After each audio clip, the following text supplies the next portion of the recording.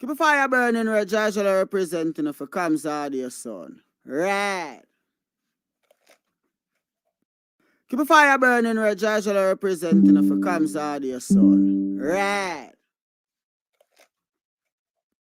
Keep a fire burning where Joshua representing for comes audio son. Right. Never joke, never joke, never joke.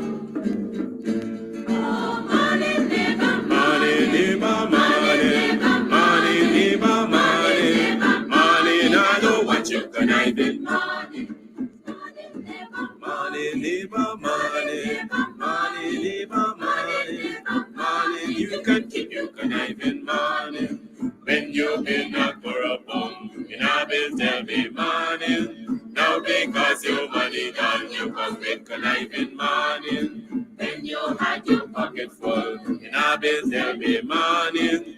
Now because your money done, you hustle for tell me money. Yes, money never, money never, money, money never, money, money. Now know what you conniving money.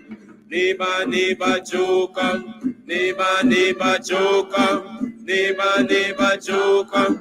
That's all the money that me walk. A 2 pound note and a guild of this. A 2 pound note and a guild of this. A 2 pound note and a guild of this. This is all the money that me walk. Money, neighbor, money, neighbor, money, money, neighbor, money, money. I know what you can I make money.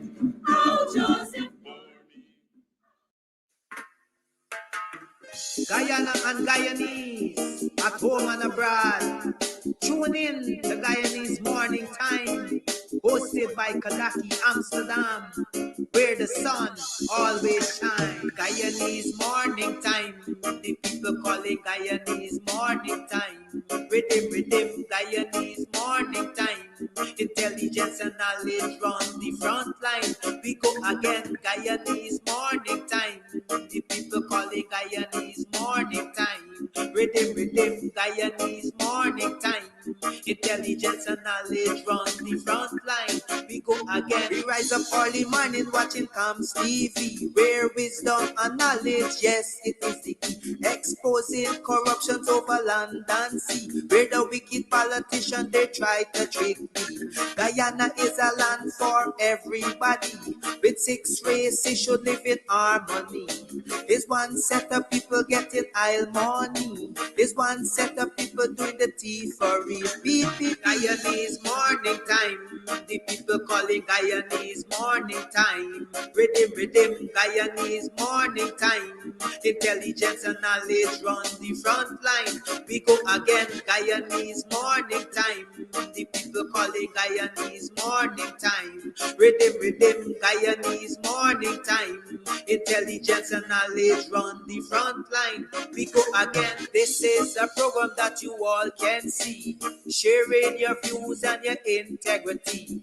Like it, comment and share it all around. Pass it to your neighbor, safe and sound. A sad situation going on in this town. The voice of the people is getting trampled down. Out of the mouths of babes and sucklings, with Jah as ordained me to sing. I sing Guyanese Morning Time.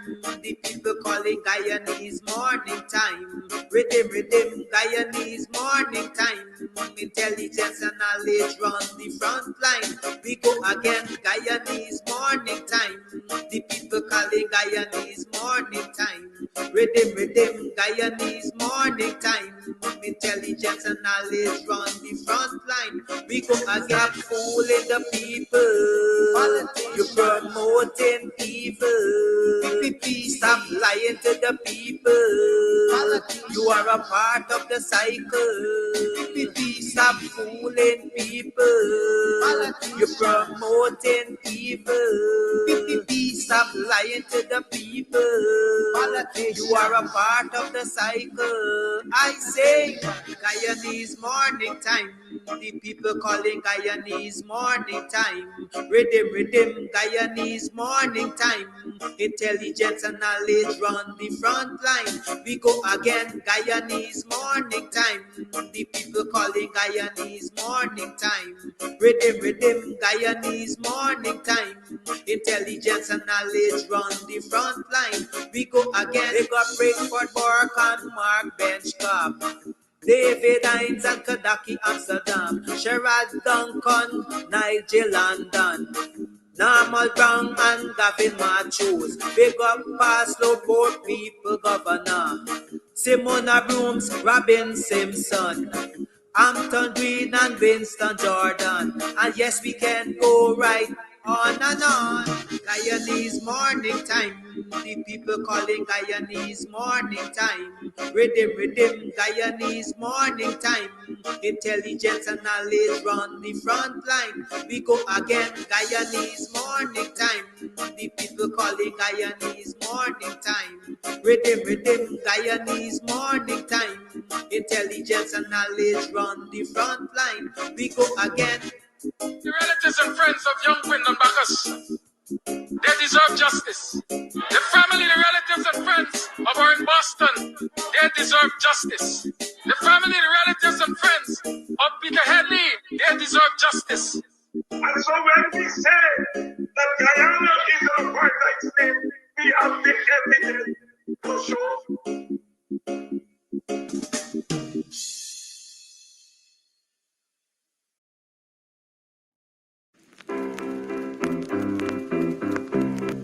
Hey fans, it's karaoke and oldies night this and every Thursday at Club Twilight Sideline Dam, Buxton.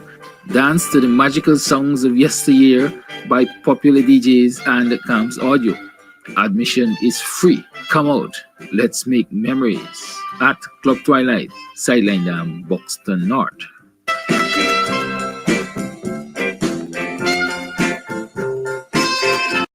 Comes out your son. You burn the swine when I want you shine. The tree of life, them I want you climb, cause them art no kind. Comes, I say them art no kind. Buxton Massive, Kidaki, Red Hat. You can get meat anywhere, but for the best cuts of chicken, beef, pork, mutton, and lots more, check out T and W Harris Butcher Shop, located in the East Rheinveld Market Meat Section. Call us on 609-7168, 641-4494. Ask for Rastaman. T and W Harris Butcher Shop for the best in fresh cut meats and lots more.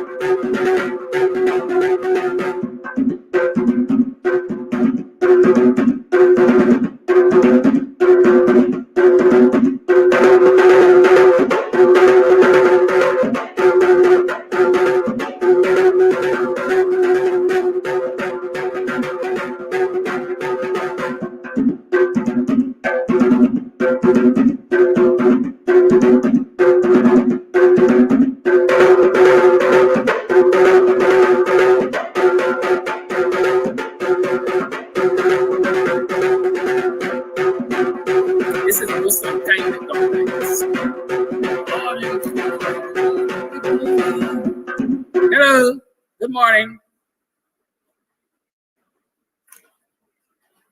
Welcome to another program of Guyanese Morning Time. I am your host, Kidaki Amsterdam, the BUXTONIAN. It is 7 hours 31, and it is the 4th day of July in the year 2024. Yes, it's the 4th day of my birth month. In 8 days' time, we got a rollicking party down at Club Twilight for them children. And sure you send them. We take them from 0 to 12 years old this year, right? Those of you who are on the program, you got relatives who have children, invite them to bring the children over.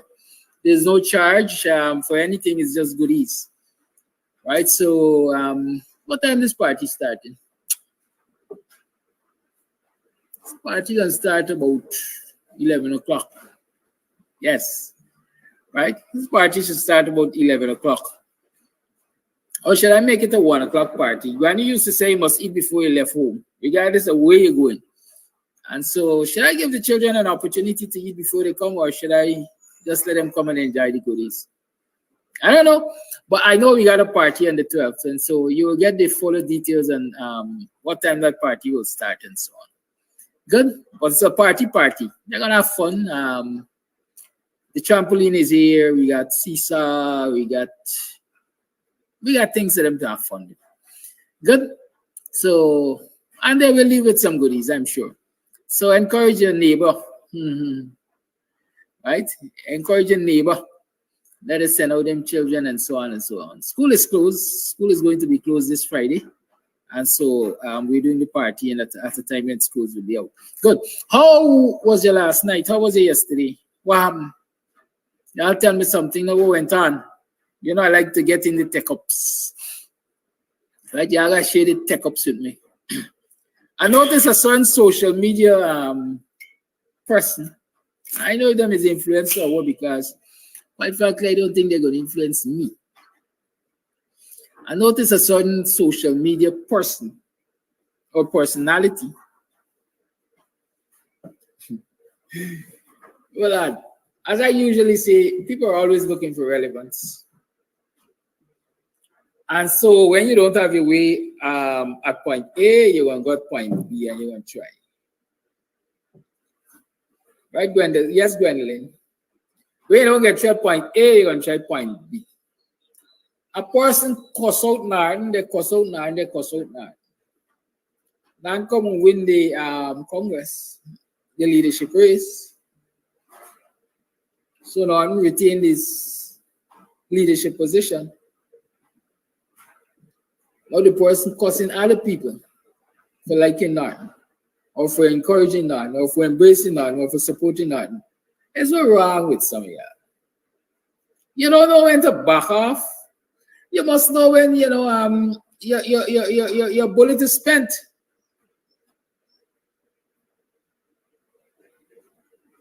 But some people just believe they must try until they succeed. If they ain't succeed through the front door, they must go through the back, side window, and so on and so forth. Cussing out people is not going to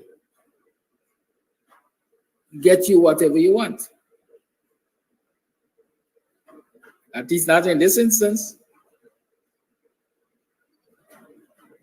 Good? Not in this instance. We can tick. We come from struggle, we come from fight, we come from blows, we come from all kinds of things. We can tick. So you're not going to wear us down, at least not those of us over the WPA. You're going to wear us down from cussing you out. We're going to cuss back if push come to shove. Good? But I ain't here to cuss back this morning. Yeah, just behave yourself. What I want to say to viewers is this. Remember the horse of Troy, the Trojan horse as we call it. You've heard about wolf in sheep clothing and so on and so forth. Be very careful. Be very, very careful of where you take your political advice from. That's all I want to say to you. Because if you take your political advice, like economic advice, like all other advices,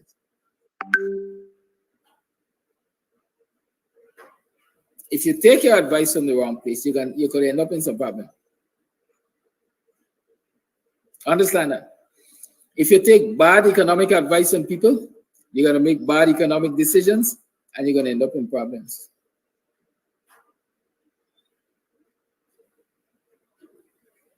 If you take bad political advice from people, you're going to make bad political choices and you're going to end up in problems.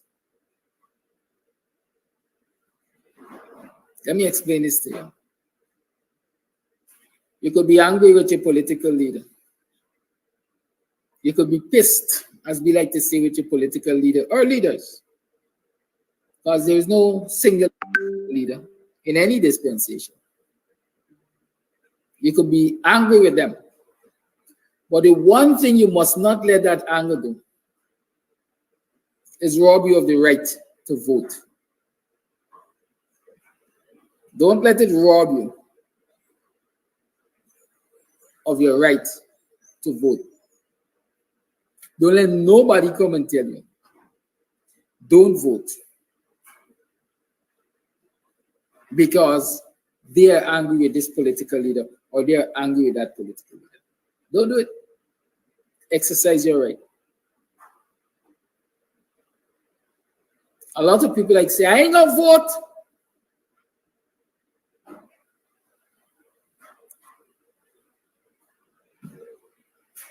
As a supporter of the opposition,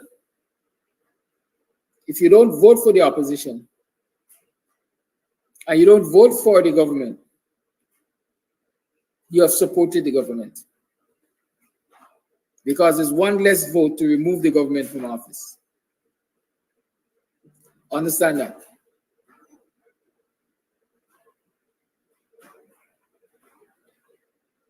Not voting is supporting the government of the day.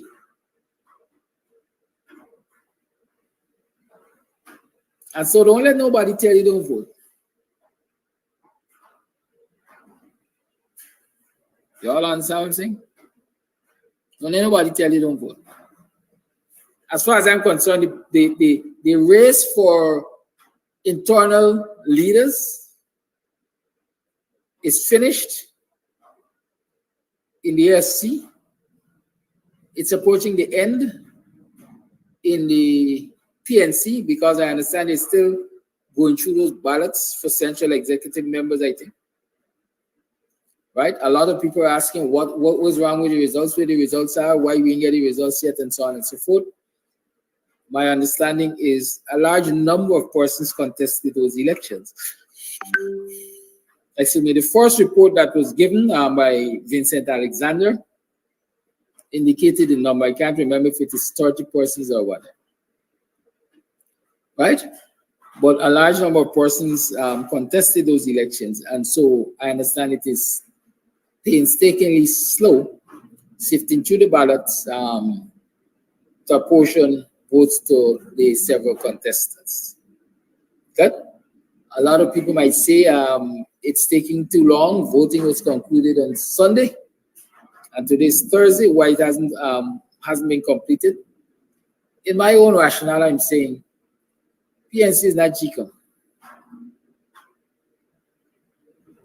They may not have a whole lot of people. Henry Rodney is saying 60 persons contested that. Good. And so I want to assume that the PNC doesn't have a whole lot of persons involved in that electoral process of returning office and counting, let me call them, well, we pass ballot clerk, right? Counting clerks and so on. I'm assuming that they don't have a whole lot of people involved in the process. You can veto which way you want. If it is to minimize confusion or to stretch out the process, yeah, I got worked out. I don't know. But at the end of the day, that process will come to an end too. So as far as I'm concerned, the internal contests have come to an end, or should come to an end. And the focus should be on the national contest. Now, if you try all you tried in the internal contest to overturn the apple cart and so on, and you didn't succeed, at least step back. Even if you don't want to encourage unity in the national contest, just sit back, relax, and watch it unfold. Please. Stop continuing to sow the seeds of discord. Because at the end of the day, let me say this.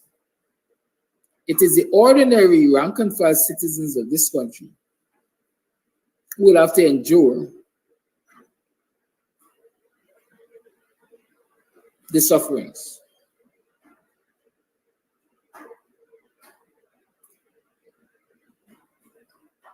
Parliamentarians don't suffer as much as the ordinary citizen. I don't care who say what. They have access to the corridors of power in some way, shape, or form. They might be sitting on opposite sides of the house, but I'm sure they have contact information for each other. They earn better than average when compared to public servants, when compared to the average working class person. Parliamentarians earn better than average.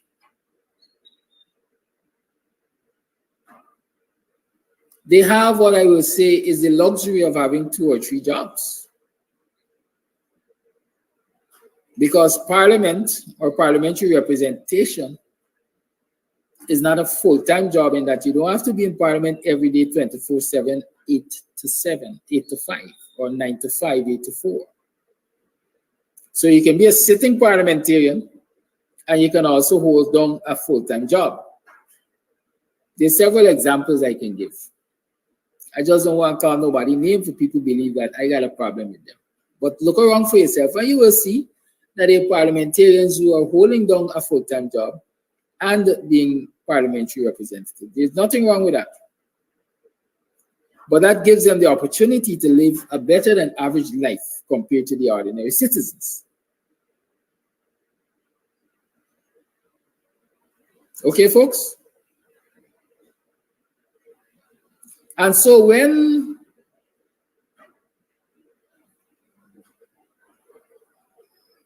they are not behaving as though they have a responsibility to you, you have a responsibility to defy them. A lot of people in this society, present here in the diaspora, who see themselves as kingmakers. I can make or break that politician.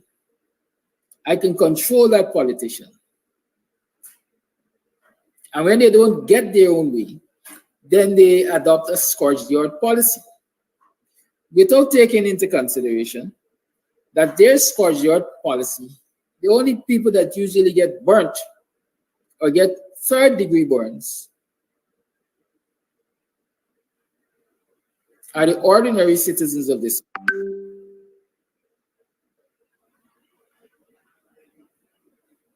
I hope I'm not offending anybody, whether Mr. Norton or his supporters, when I say, for example, forcing Arby Norton to give up leadership in the PNC might sabotage his political ambition. But I'm sure Arby Norton lives a life that is better than the average Guyanese. And so you really ain't doing much, I would say, from where I sit, to Arby Norton's quality of life.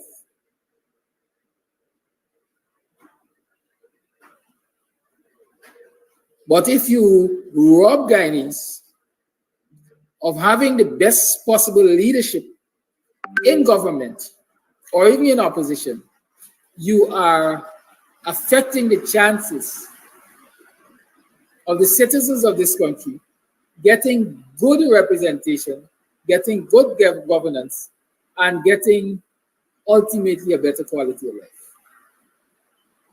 And so my concern is about how all of this fighting and this infighting and this breeding of discord and so on ultimately affects the quality of governance that we get and the quality of life that Guyanese citizens get.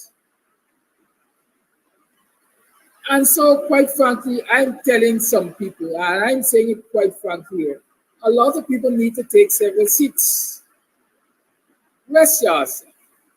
Many of you are sitting comfortably in the UK, in North America, even in Guyana, or other places around the world.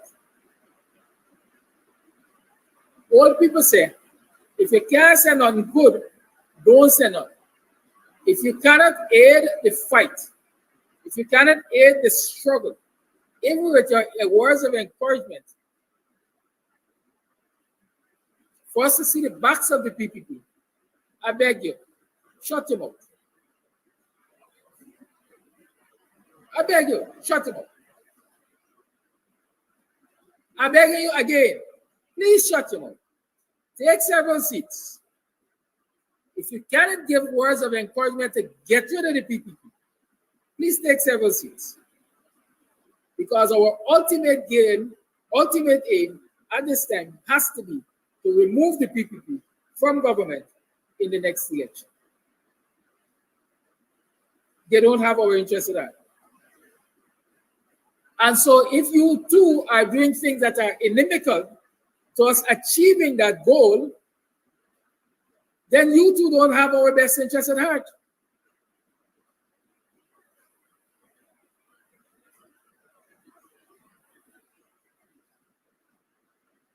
And if you can do better than the people you're cussing, if you can't do better than the people you're cussing, then take several seats. If you think you can do better, you should have offered yourself to lead. But you have not offered yourself to lead, which suggests you don't believe you could do better. So stop cussing them, those who have offered themselves to lead. The other said, me don't respond. But I noticed Kirk van der Heijden, is that his name? Kirk Heidekan. Whoever Kirk Heidekan say, like you finally wake up this morning. I've always been awoke, sir. I've always been awoke. And I'm challenging y'all again. This week was a week of challenge. Show me where I said anything contrary to what I am saying this morning, Mr. Kirk Heidekan. Please show me it. If you show me it, and the viewers agree that you're right, I will take several seats. I will take several seats.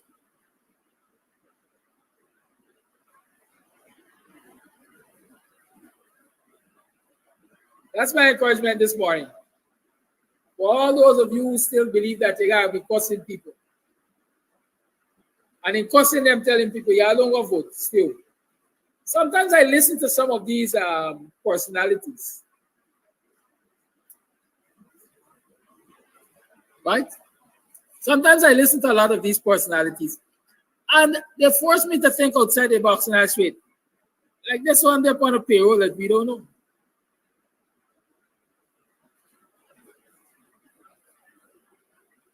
Like this one, they're on a payroll that we don't know. Why would this person come and encourage opposition supporters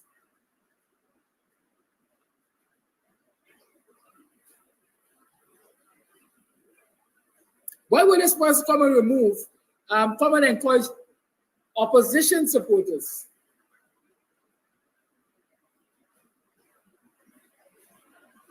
to not vote in the next election?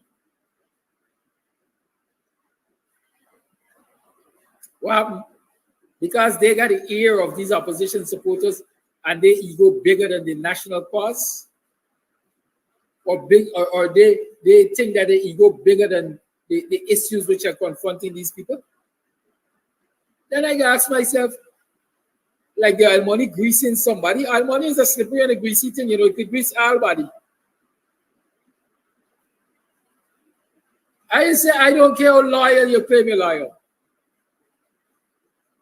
If the price is right, a lot of people will sell their soul, especially that they are already comfortable or outside of this discomforting game, and don't give a hand about how uncomfortable it is here for the ordinary people.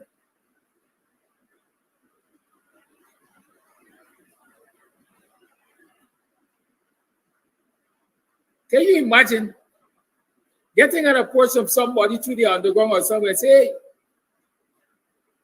we got $1 million to give you to say to the people who are following you,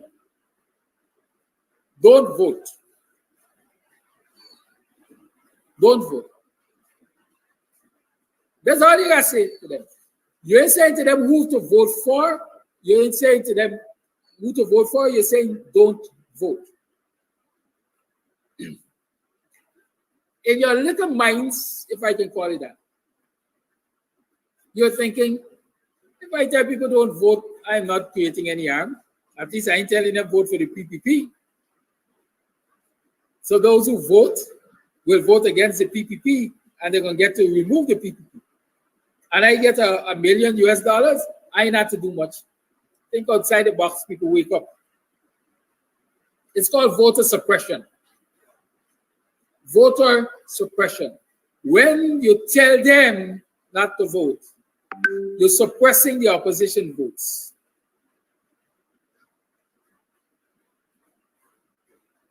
And that can be helpful to the opposition. And if you claim that you want to so see the backs of the PPP, I got to ask myself, oh, you want to see the backs of the vote back to the PPP and you're telling people not to go to vote?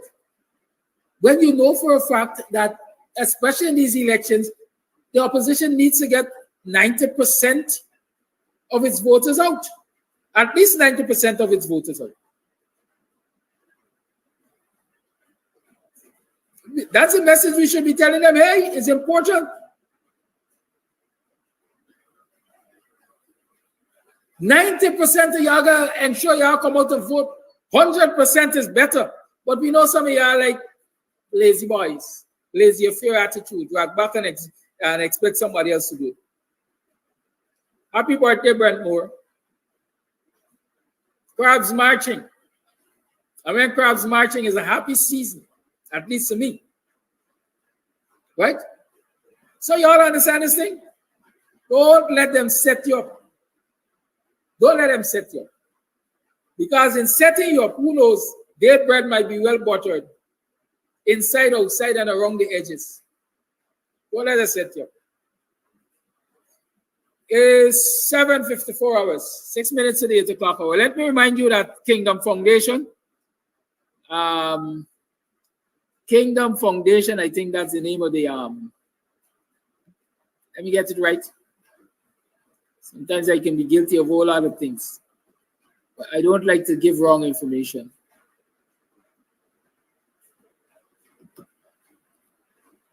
Yes, Kingdom Academy, that's the name.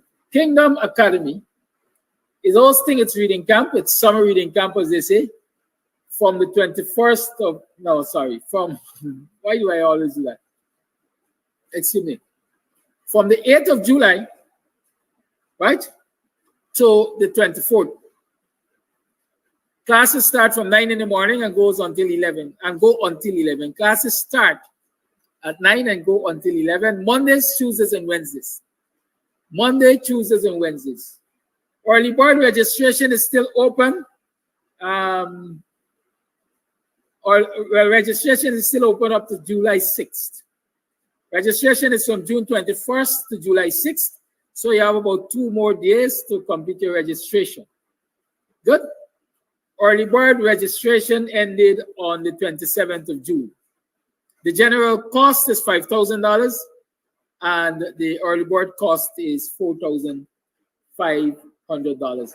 Registration is $1,000. So you can call or WhatsApp that number 619-7448, 619-7448, and get further information or make arrangements for registration. Good. Let me also remind you that, or let me say, no, let me just leave that. I'm not going to touch that. But let me say to you that it's a new month, and so I'm encouraging 50 persons who have not contributed to this program as yet. Use this month to contribute to the program, please and thank you. 50 persons who have never contributed to this program as yet, right? Or 50 persons who would like to continue to see this program and would like to continue to assist us and provide resources for the program and so on. Please and thank you. Make your contributions to the program. I'm showing up right now the WhatsApp Cash App. Why do I say that? The Cash App information is there, and I will put the Zelle is going to scroll across the screen eventually. All right, man. They want to do it opposite.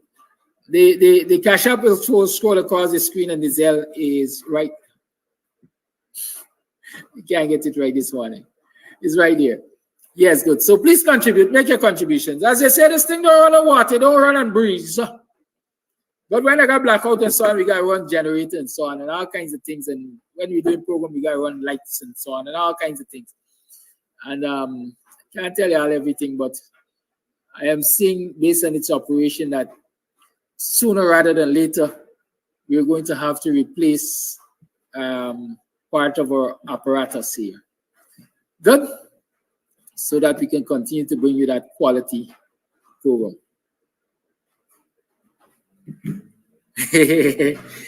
Yes, Mr. Jordan, I know today is Thursday.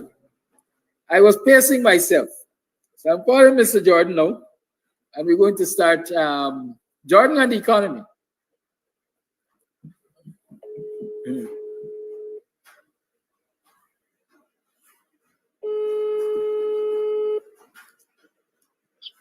And for those people in the United States of America, let me wish you happy 4th of July.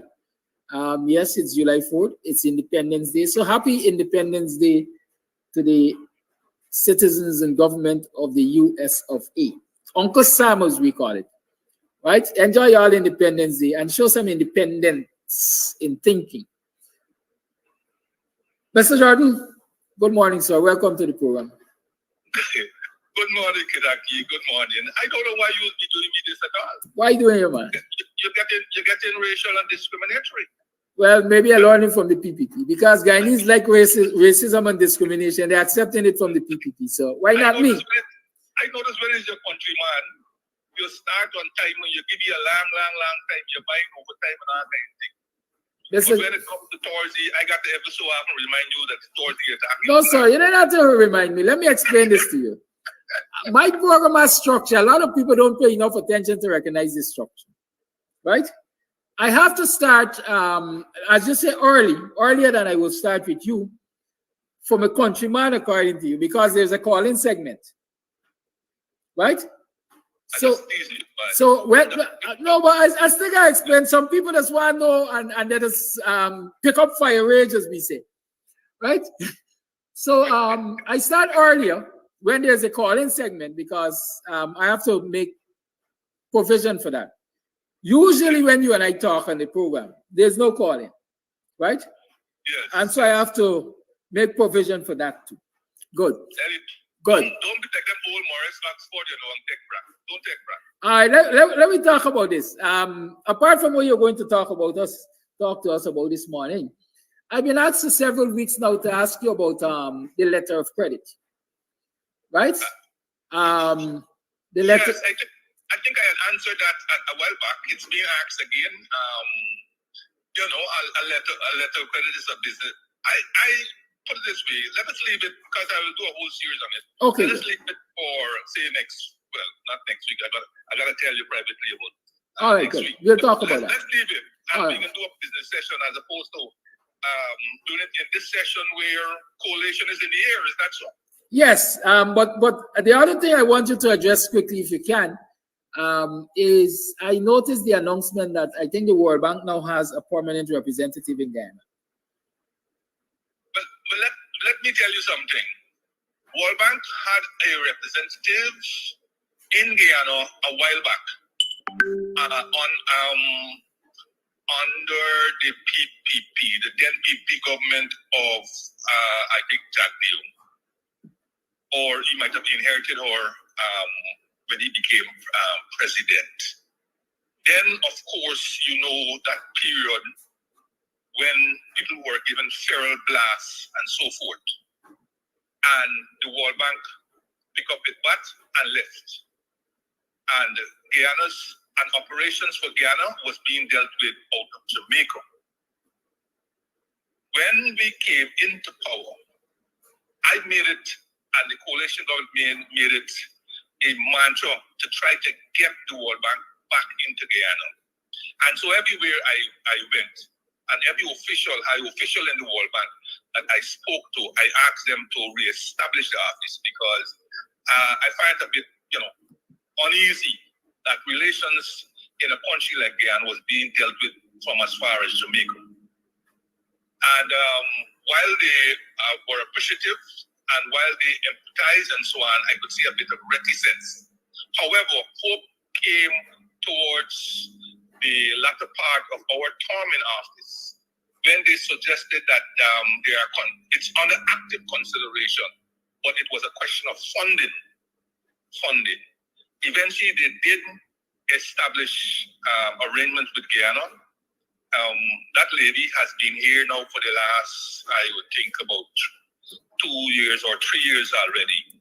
And it's only now that they have been made our presence here felt and that the office is now permanent. Okay, so now we have a permanent office of the World Bank and we have a permanent office of the Inter-American Development Bank. Are those good developments in the country? They're excellent developments, I mean, the World Bank is trying to recover lost ground. As you know, prior to the IDB coming into vogue, the World Bank had premier status. And in fact, the World Bank is a whole institution and the Inter-American Development Bank.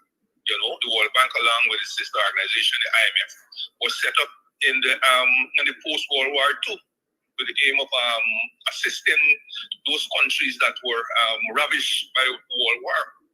Okay, and then later on they took on a wider role when you had the new emerging independent nations. So they took on a role of assisting those countries also, former colonies that were now countries. They took on that role of assisting them in their development. So the World Bank has grown, So that they're being established in Guyana is important for both issues of transparency, issues of accountability, issues of good governance, and the more international issues that you can attract, the better it will add in terms of accountability and transparency. When countries don't want to come to your country, for whatever reason, it doesn't bode well for that country. So I welcome the World Bank. I welcome the representative here. She has been doing pretty good work based on what I've been reading and so on, and may she continue in that vein. I myself, towards the end of our term, especially during the COVID, had a beef with the World Bank because notwithstanding the situation that we were in terms of the hiatus with the elections and so on, I believe that as a development institution, they should have taken people into consideration as opposed to politics. And they eventually played politics. I wrote a very strong letter to the president of the World Bank at that time, Mr. Malpass. I didn't get a response from him, but the intention was, look, notwithstanding the impasse that we have here and so on, this is COVID, a global pandemic. And notwithstanding the politics, it's the people generally who are going to die, and it's the people who are not going to get the kind of assistance that they need. So let's forget about the politics and deal with the people, you know. But those institutions are still controlled by the Western powers and so on. And as they say, if you fall foul of the Western powers, you're going to fall foul of all of their institutions, among other problems that will develop. Yeah, so but I welcome her to Guyana. As I said, I feel proud that we started the initiative of trying to get the World Bank back into Guyana with a permanent presence and a permanent office. And this is what is progress. You know, you move seamlessly from one administration to the other where these initiatives are concerned. And you don't have to brag that as you brought them. It's the good work of the coalition and what we were able to accomplish that they found it necessary to get back here. Of course, you know, you have competition among the multinational institutions also. The IDB has a presence, a very strong presence in Guyana. They're more noted as such. But when oil and gas came, World Bank also found it necessary to get a piece of the action. And so there was healthy competition between the two agencies to attract the attention of the policymakers and to see who can become, you know, the lead agency and so forth. So it's not altruism that has brought them back here. It's any number of combinations. How does their presence, the IDB and the World Bank, impact good governance, let's say? Or does it not? Both the IDB, World Bank, all the international issues, for example, have very rigid procurement arrangements, right? Very rigid procurement arrangements for which you have to follow religiously, right? And any slippage can have dire consequences. Unlike here, where you have one high official bleating and complaining when you already have in place a procurement law that, if enforced properly, will not have the kind of problems that you're seeing today. I mean, you know, where you have a statement getting a contract without any experience. We have any number of people getting contracts without following the criteria. You know, if you can boast that you got 20,000 new contractors within such a short space of time, where these contractors came from, where were they trained? You know, what is the background? What are the background? You know, and so on. So to tell you, a contractor, that's somebody you overnight give a contractor. That is not a contractor. But certainly such a person will not get a contract from the World Bank. So what I'm saying is that they bring that presence. Number one, as I said, they bring their wealth of experience.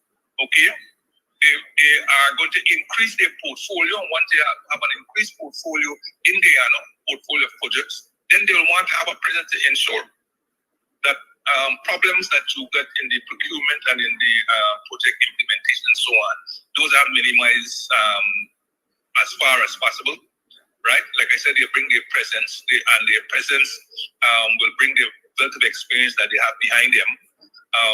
Their presence will exude some level of high degree of transparency, especially in their projects, and that hopefully will have a knock-on effect on the rest of the sector and perhaps the rest of the country and so on. You know, so those are some of the reasons why we won't want the affairs of a country that is exploding in terms of growth and so on be handled by some distant arrangement or some distant institution that doesn't understand the peculiarities of the environment within which the funds are being invested. The question is being asked here whether or not the IMF and the World Bank is the one and same. Well, the IMF and the World Bank is what? If it's the one and same agency. No. They're not the one and same agencies. Two critical institutions in the financial monetary sector were created in the post-World War II era, and they're called the Bretton Woods institutions. One, the International Monetary Fund that was created to help in the stability of the world monetary system, and two, the World Bank, which was the development arm. So the IMF is the monetary arm, monetary financial arm, and the World Bank is the development arm. When they were established, the IMF dealt strictly with assisting with balance of payment problems and balance of payment crises, while the World Bank was the development arm that looked at projects, right, giving loans and so on for project development. Over time, they have evolved, and in some respects, the World Bank now takes on roles that were in the exclusive domain of the International Monetary Fund. All right? Now, everybody know in the 60s and the 70s and the 80s that the IMF, that Bonham had once described as the international mother ahead. Good, right?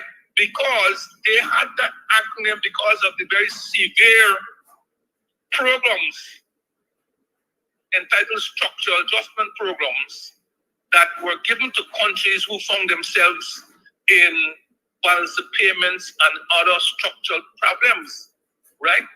Some of their own making, some of not their own making, and so on. Like, for example, in the post-oil crisis, post-1973 oil crisis that developed, a large number of newly independent countries found themselves with balance of payment crises because overnight, one barrel of oil, 1 pound of sugar that would have bought 1 barrel of oil, overnight required maybe 50 pounds of sugar now to buy 1 barrel of oil, right? And so right away, you had problems. So you had to run to the fund.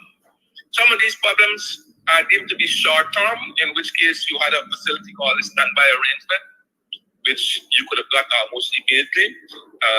It was between 9 months and I think 9 to 18 months. I can't remember the period, but it was very short-term. It was meant to deal with very short-term balance of payment crises.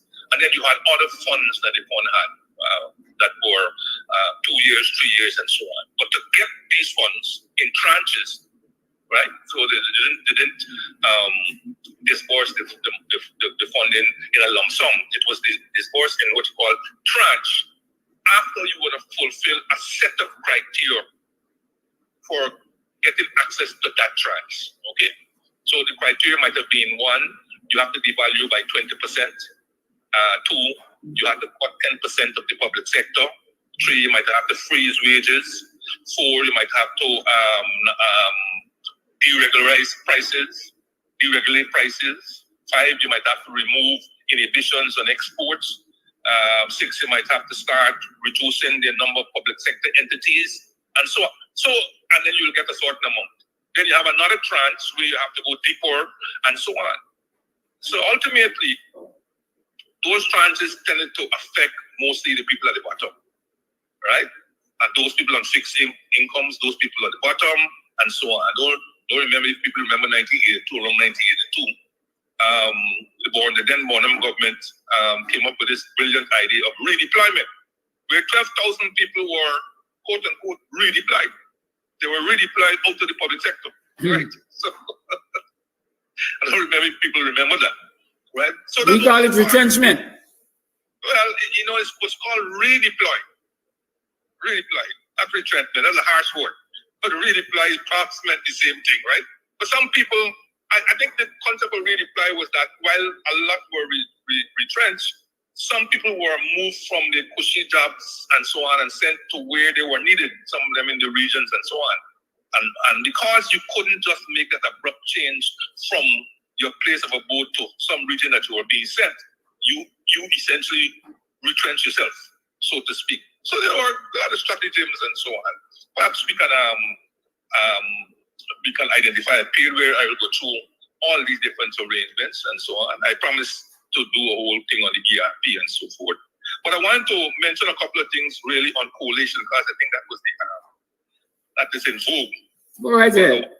I want to mention a couple of things, and in doing so, I want to put up front the caveat that I'm not a spokesman of the People's National Congress, nor the APL, nor any such parties, because I'm not a member. I'm not a card-bearing member of any one of these parties. I've never have been a card-bearing member of any one of these parties. But having said that, I admire the People's National Congress, and I am a supporter of the People's National Congress. But I just wanted to put it up front because I tend to speak very clearly, independently of thought. And some may like it, some may not like it, but it doesn't bother me really. I'm not vying for office now nor in the future. So nobody have to put me on the team and them sort of thing. I'm not on anybody's team in future. But in this coalition business, both of these parties, AFC and the PNC, missed a golden opportunity at their conference Congress to do an in-depth discussion on the performance of the government in the 2015-2020 period. I know everybody running into talk coalition. But it's not as if we weren't there before. And there before recently. But as far as I know, nobody has attempted any in-depth analysis of the period in government. And this is where it is very unfortunate that President Granger has not reported, if not to the nation, then one to his cabinet, who served them, I want to use the word faithfully, to his party comrades who had elected him. And I would think it's still not too late. But I would have thought that going into these major meetings of Congress and conference, that the polite request would have been sent to Mr. Granger for any report that he could give that would have served as the basis for in-depth discussion at these very well-represented meetings, Congress and conferences. Because it is important to distill exactly what took place before we attempt to go any further.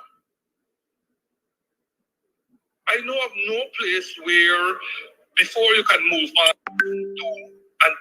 to a retrospection. And we have not done that. We hear a lot of talk on chat lines and social media, all kinds of things, but coalition. This person, that person being named, that person, without understanding. Not the Gyar coalition that we already know that Bonham called a marriage of convenience made in hell. And one where he said he will never get into bed with anybody else. But the most recent coalition that we had, and until we get a report, if not from President Granger, ex-President Granger, then from somebody who was there, who was still perhaps a member of the party, and who could give his perspectives of the performance and where we went wrong. And I'm talking about Mr. Guyanese. Because Mr. Guyanese was also integrally involved in the Cummins-Burger Accord, in negotiating the Cummins-Burger Accord. And so, I don't even know if whether that negotiation had the blessings of the entire PNC party. B, whether what was negotiated was taken back to the people for their approval and assent. But those are matters that gone afar. They've been overtaken. So what we need now is somebody, whether it's Mr. Harmon or Mr. Guyanese or both of them who are involved in this Cummins Burger card, and whoever else on the AFC, put together some report for the discussion and examination by the constituents of these two parties. What went right in the Cummins Burger Accord? What went wrong? What were the shortcomings of the Cummins Burger Accord? Because it would seem to me that the AFC beat a hasty retreat as soon as the Cummins Burger Accord came to an end. The life of the Cummins Burger Accord came to an end. So they obviously had their reasons why they didn't want to extend that accord, renew it, or whatever the case may be. And those reasons are not to remain silent, or if they are not going to remain in the public, then they must be certainly form the basis of discussion. We can't talk about talking to Nigel and whoever else might be the leaders of the AFC without understanding what were the weaknesses of this accord. Why didn't it go right? What went wrong? What went wrong? What went right? What went wrong? And let us understand that whatever these leaders are doing, they are getting the backing of their constituents. You talk to a lot of people in the PNC. And this business about coalition, certainly as defined in the Cummins Burger Accord and what took place in 2015, 2020, they are not about it. Now, I'm not saying it may represent a wide cross-section of views because I haven't done a survey. I haven't done a poll. And therefore, I am not suggesting in any way that what I'm saying represents the widespread views of the PNCR constituents. I'm just putting it out there that perhaps a poll needs to be taken then to figure out what are the views of the people who make up the PNC? What are the views of the people who make up the AFC? Are they for coalition? What kind, if any at all?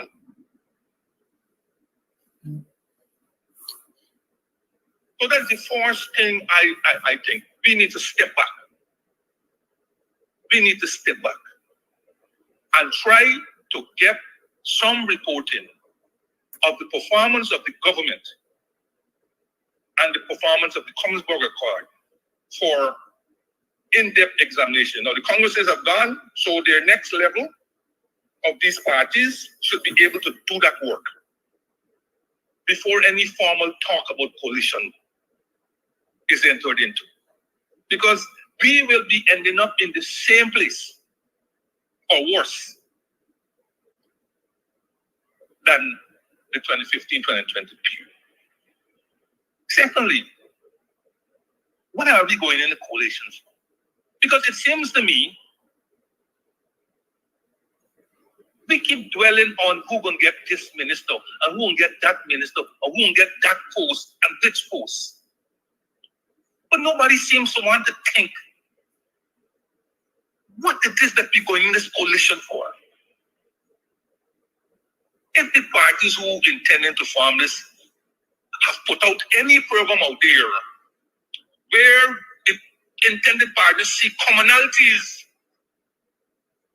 that they can deal with, and where there are differences, they are going to sit and meet and talk about those differences and approaches, rather than talking about who gets Minister of Finance or who gets Public Works or who gets this and who gets that.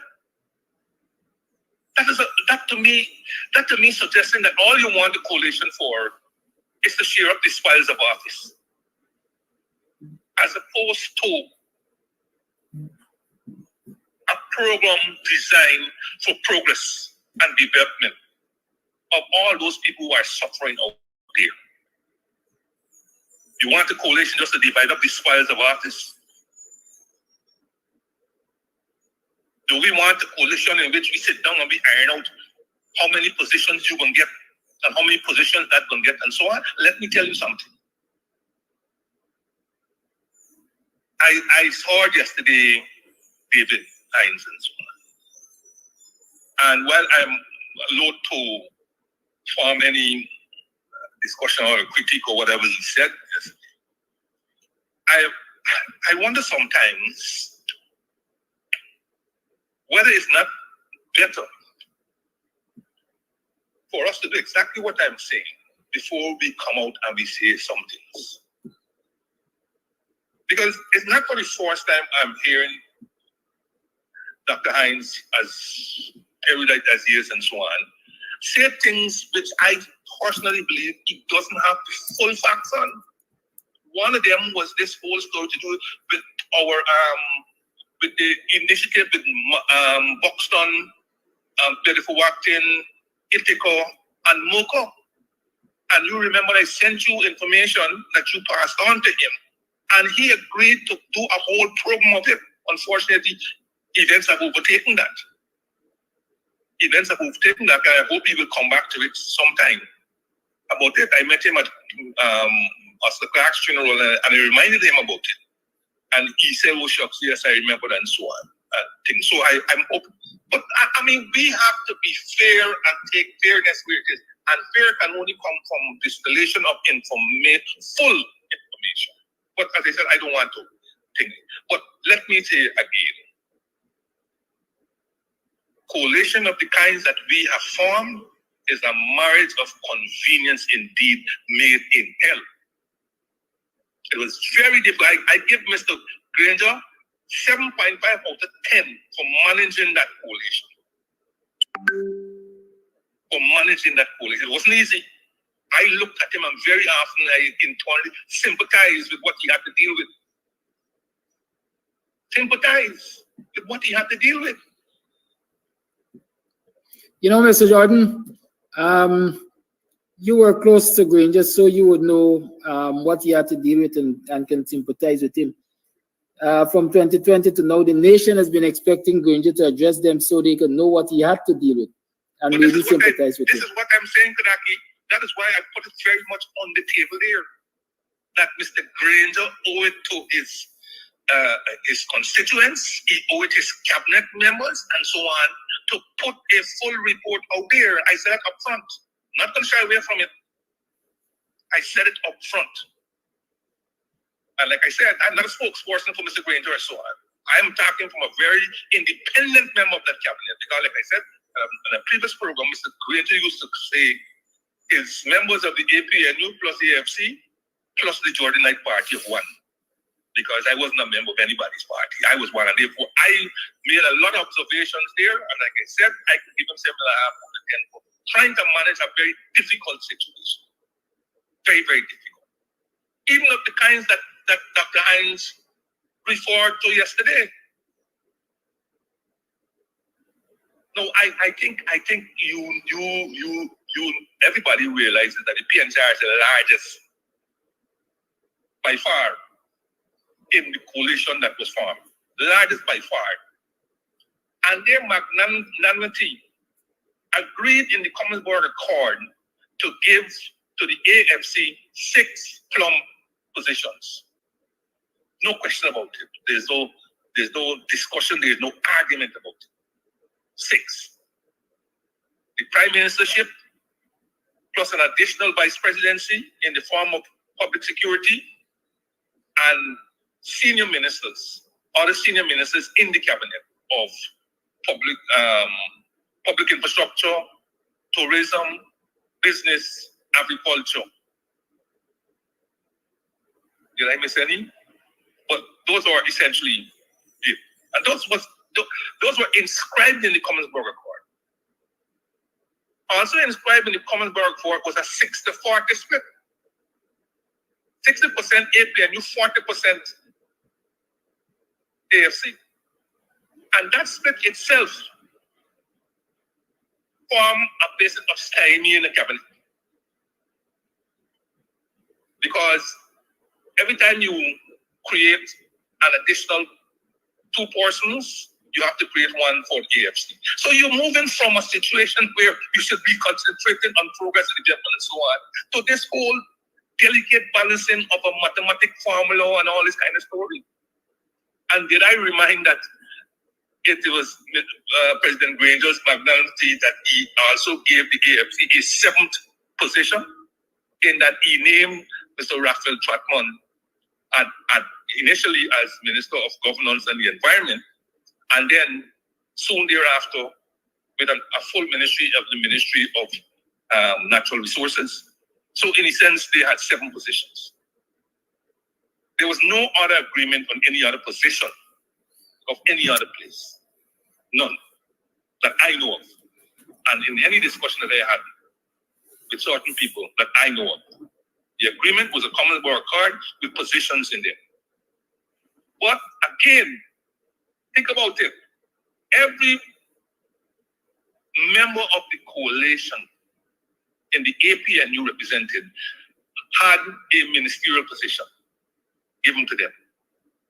And as you well know, initially, Senior Minister of Education, Mr. Upton, excellent person. I worked with him. I had nothing. I sat next to him. I think I had nothing but, his erudition was par excellence. And little parties like NFA, Mr. Scott, he had a ministerial position. JFA had a ministerial position, and so on. So everybody had ministerial position. But here, that's where the problem comes in. Then somebody hollers that, look at that cabinet, look at the size of that cabinet for such small numbers of people. Without again realizing that it's because of the arithmetic and so on that everybody has to get something. But is it the case that you're coming into a coalition expecting that you must be given a ministerial position? Because if that is the case, you can understand the humongous nature of any cabinet and its unwieldy nature in terms of administration and so on. My plea would be for us to eschew any need for all these different positions and so on, and to talk about a development program tailored and geared towards the needs of a country that's supposed to be on the upward trajectory. But again, I come back. We have to learn about what went on there, what went wrong, and what we can correct. I agree with David when he said yesterday, okay, the main partner might end up being or bully the smaller ones, and the smaller ones like this and so on. But do you know, in a coalition, in a sense, because it's a coalition, one can't do without the other. Okay, the big party is expected or usually bullies the way they claim. But do you know what happened? The small parties also do the same, with threats of removing or breaking up the coalition. So unless you want to go back to election, you have to pander to what they're saying. It's not a one-sided thing. It's not easy to manage coalitions. Not easy. I see it with my own 2 eyes. Not easy to manage. Then in coalitions, how can you be in coalition when you're supposed to have a cabinet of one thinking? But because you have a coalition, everybody come with. So you have 6 different cabinets going on in one cabinet. So we're running again. You see, sorry, I think that problem of 6 cabinet in one cabinet, I put it on a failure of leadership, because the leader in this instance is supposed to be able to bring all of his cabinet members to one accord. Everybody can come with different ideas, but then we have to work those ideas out. We have to compromise. We have to bargain. We have to orchestrate. And then we arrive at a position which we think is best for the nation. You can't expect, you can't expect everybody to come to the cabinet meeting with the same idea that you got in your head. It's not, I don't know what to call that, but But Kiraki, name me one successful coalition that has lasted. Nothing here, no, only throughout the world. You see how long coalitions last throughout the world, and you must ask yourself, why hasn't coalition, even though maybe it's the best form or it's a better form than singly, why it has not been successful throughout? Why it has not been successful? What you were saying maybe is absolutely fine and what should happen. But because it doesn't happen, and not only in Ghana, because it is difficult for you to point to me a coalition that has gone its full term. if it did, whether because of going a full term, it says, okay, boy, let me continue to the next term. And I'm not talking coalition here that are demanded by a constitutional arrangement or whatever. I'm talking where you voluntarily go into it. That is the problem, Kodaki. Trust me. It is easy when you're out to talk about it.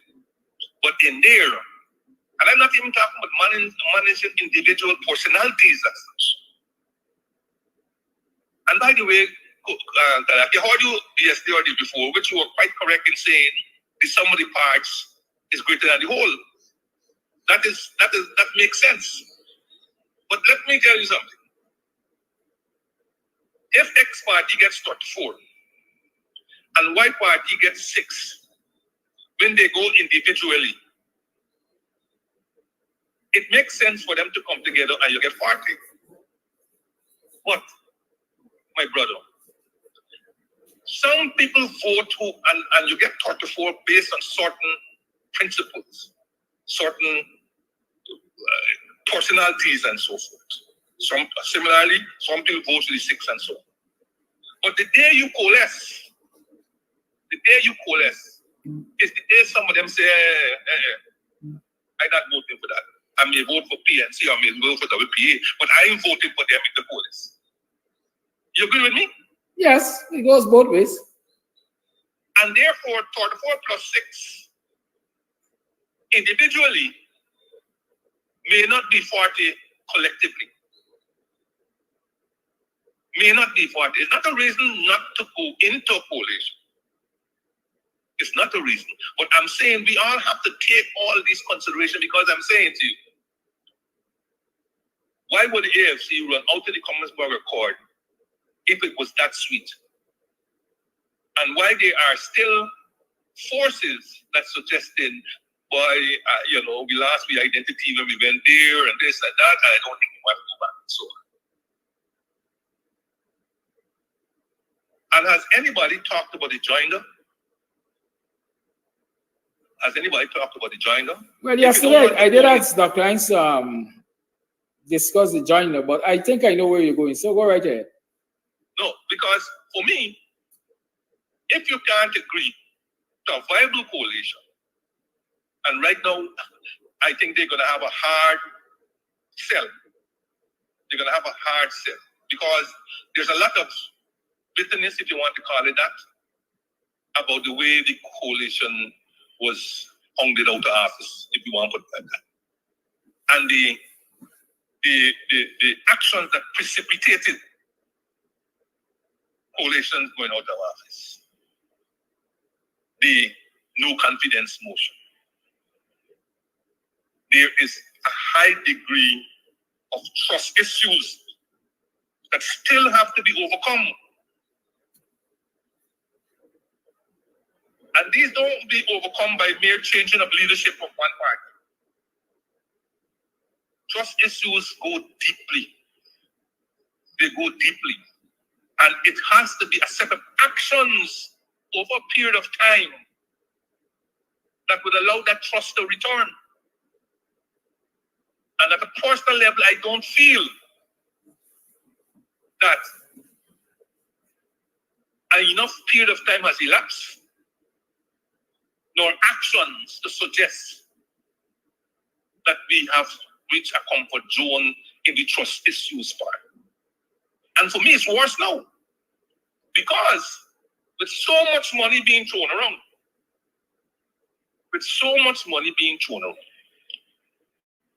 and available, a cobbled together coalition hanging again on the thread of one seat is liable not to make the 5 years. There's a high probability of it not making the 5 years. The moolah and the temptation are great, tremendously great out there.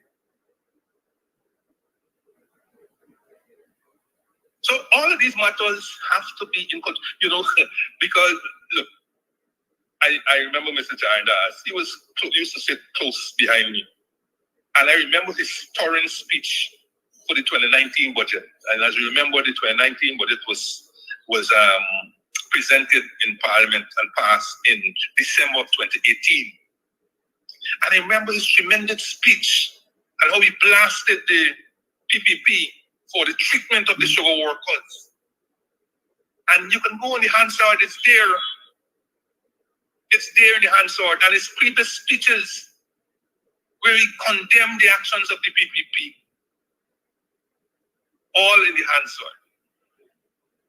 And the man is saying that he voted in the way he voted because of the coalition's treatment of the sugar workers.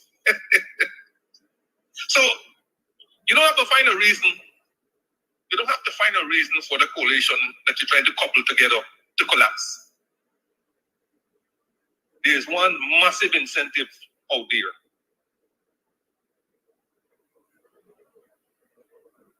And until the trust issues are returned and can be taken, I see him just again, this words of made in hell will be born in hell. Again, as I say, I think coalition might be the way to go. But we can only know that after we would iron out the issues that made the coalition of 2015 to 2020 a fragile institution to such an extent that it was easy to pull the string and all came tumbling down. We have to be far more than we are at the moment in terms of maturity to be able to sell a coalition that will last a 5-year period. And as I said, for me, if the coalition that you're trying to come together is not built on a plan of action, a development plan of action that will carry this country forward and for which all in the coalition agree, and we work towards that as opposed to working towards who will get what and all this kind of story, it is hard. And I would like to see how you can overcome the powers of the presidency. How we will overcome the powers of the presidency in managing and leading the country in the context of a coalition. The kinds of powers that the presidency had. Because, again, people going to add all this power and you could think on the thing and so on. Ultimately, who's responsible? Coalition or no coalition? Who is responsible for the country? The president. And he can't say Mr. X from party Y in the coalition did this and so on. It's the president. Check and see how many matters President Granger had to assume responsibility for. When things went all right, check and you will see.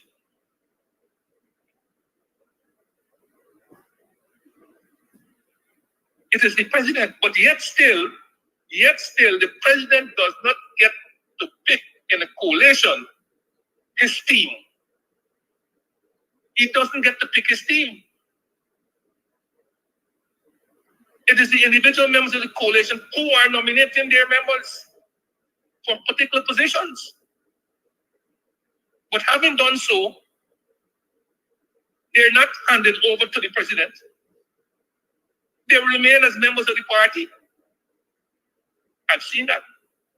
So not talking to you out of school.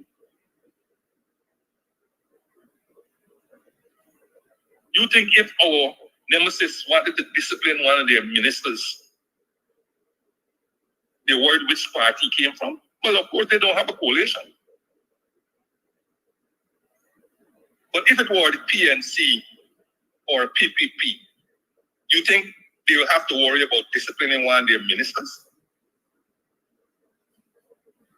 If they have to worry, it won't be the kind that you have to worry with when you want to discipline a minister who doesn't come from your party.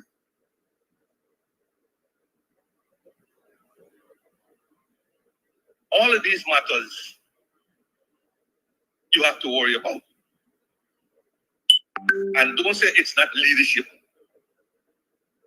Because even though we come into the coalition with different sizes of butts, the problem is that if one of us pick up the butt and gun, the coalition crash. And even though we come with different sizes of butts, unfortunately, once we join up together, all the butts now become equal. All of them become equal. Because if one butt is removed, then the whole thing comes crashing down. How do you deal with that? You send me somebody and say, well, this is my person for X ministry. Of course, we don't have the situation like United States where your nomination has to go before, I think, has to go before Congress, and you go through all this and you get voted and so on. You send me a name, I immediately got to appoint that person in the position. Regardless whether I feel the person is not suited or for whatever reason.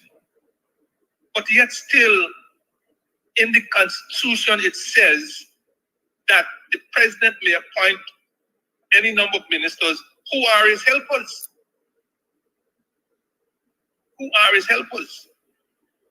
And if I appoint you, I must be able to disappoint you. But you know what you're saying? No, you can't disappoint me. I have to refer to the leadership of the party that nominated this individual. Hello. Too many problems. How y'all doing? Good morning. Happy Friday. How was your yesterday? How was your last night? How are you this morning? Good morning and welcome to another program of Guyanese Morning Time. It is 25 minutes to the 8 o'clock hour, and it is the 50th of July in the year 2024. You know what that means, right? It's the 5th day of me celebrating my birth anniversary. Happy birthday to me for the 5th time. Yeah. I don't know about y'all, but I celebrate life. We are celebrating. Oh, this morning a lot of people are celebrating the children's success at the National Grade 6 examination. Congratulations to all those of you who took the National Grade 6 examination. Note I said all those of you who took the National Grade 6 examination.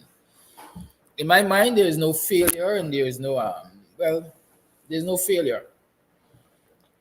The fact that you were able to take the National Grade 6 examination is an achievement in itself, because there are lots of people who, over the years, who through time, who through history, were unable to take the National Grade 6 examination. And so as long as you persevere and your parents persevered and you were able to take the National Grade 6 examination, give yourself a pat on your back. Congratulations, you've done well. Some of you would have done exceptionally well, and some of you would have done average. Congratulations, you've given your best shot. Parents, I encourage you, do not despair. Do not abuse your children for not meeting your expectation, because a lot of us like to live our lives through our parents or our children. Many of us were barely able to scrape and get a place at the primary tops, age as we call it. But now, fair enough, all parents would want the best for their children.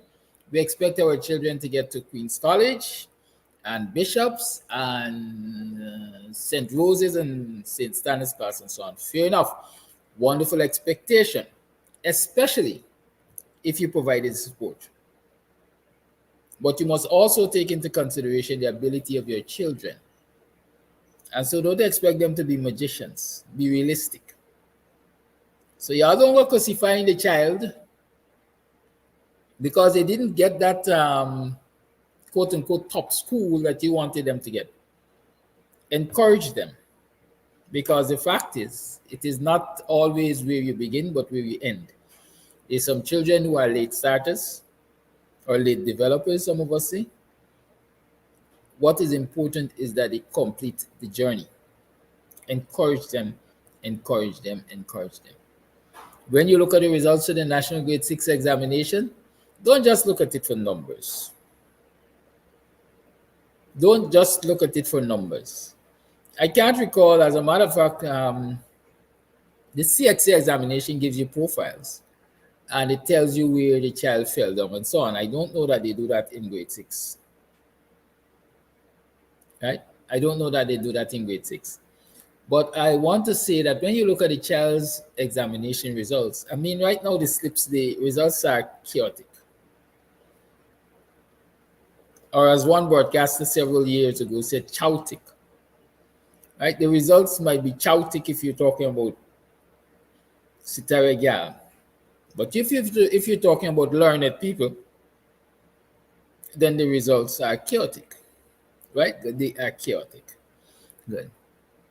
I guess that term chaotic comes from the story Don Quixote. I don't know. Or Don Quixote was the story of Don Quixote was inspired by the word chaotic. Chaotic. Good. But nevertheless, right now the results are chaotic. We'll talk about that a little bit.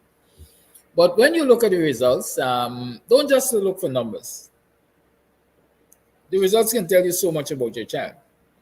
For example, you might recognize your child is excelling in English language and social studies, but is weak, or as we like to say, failed mathematics and science. That tells you something. Oh, bye.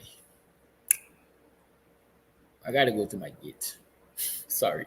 Yes, that tells you something, right?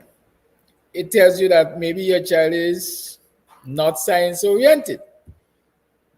Or if your child gets the necessary help, he or she could become a better science-oriented child.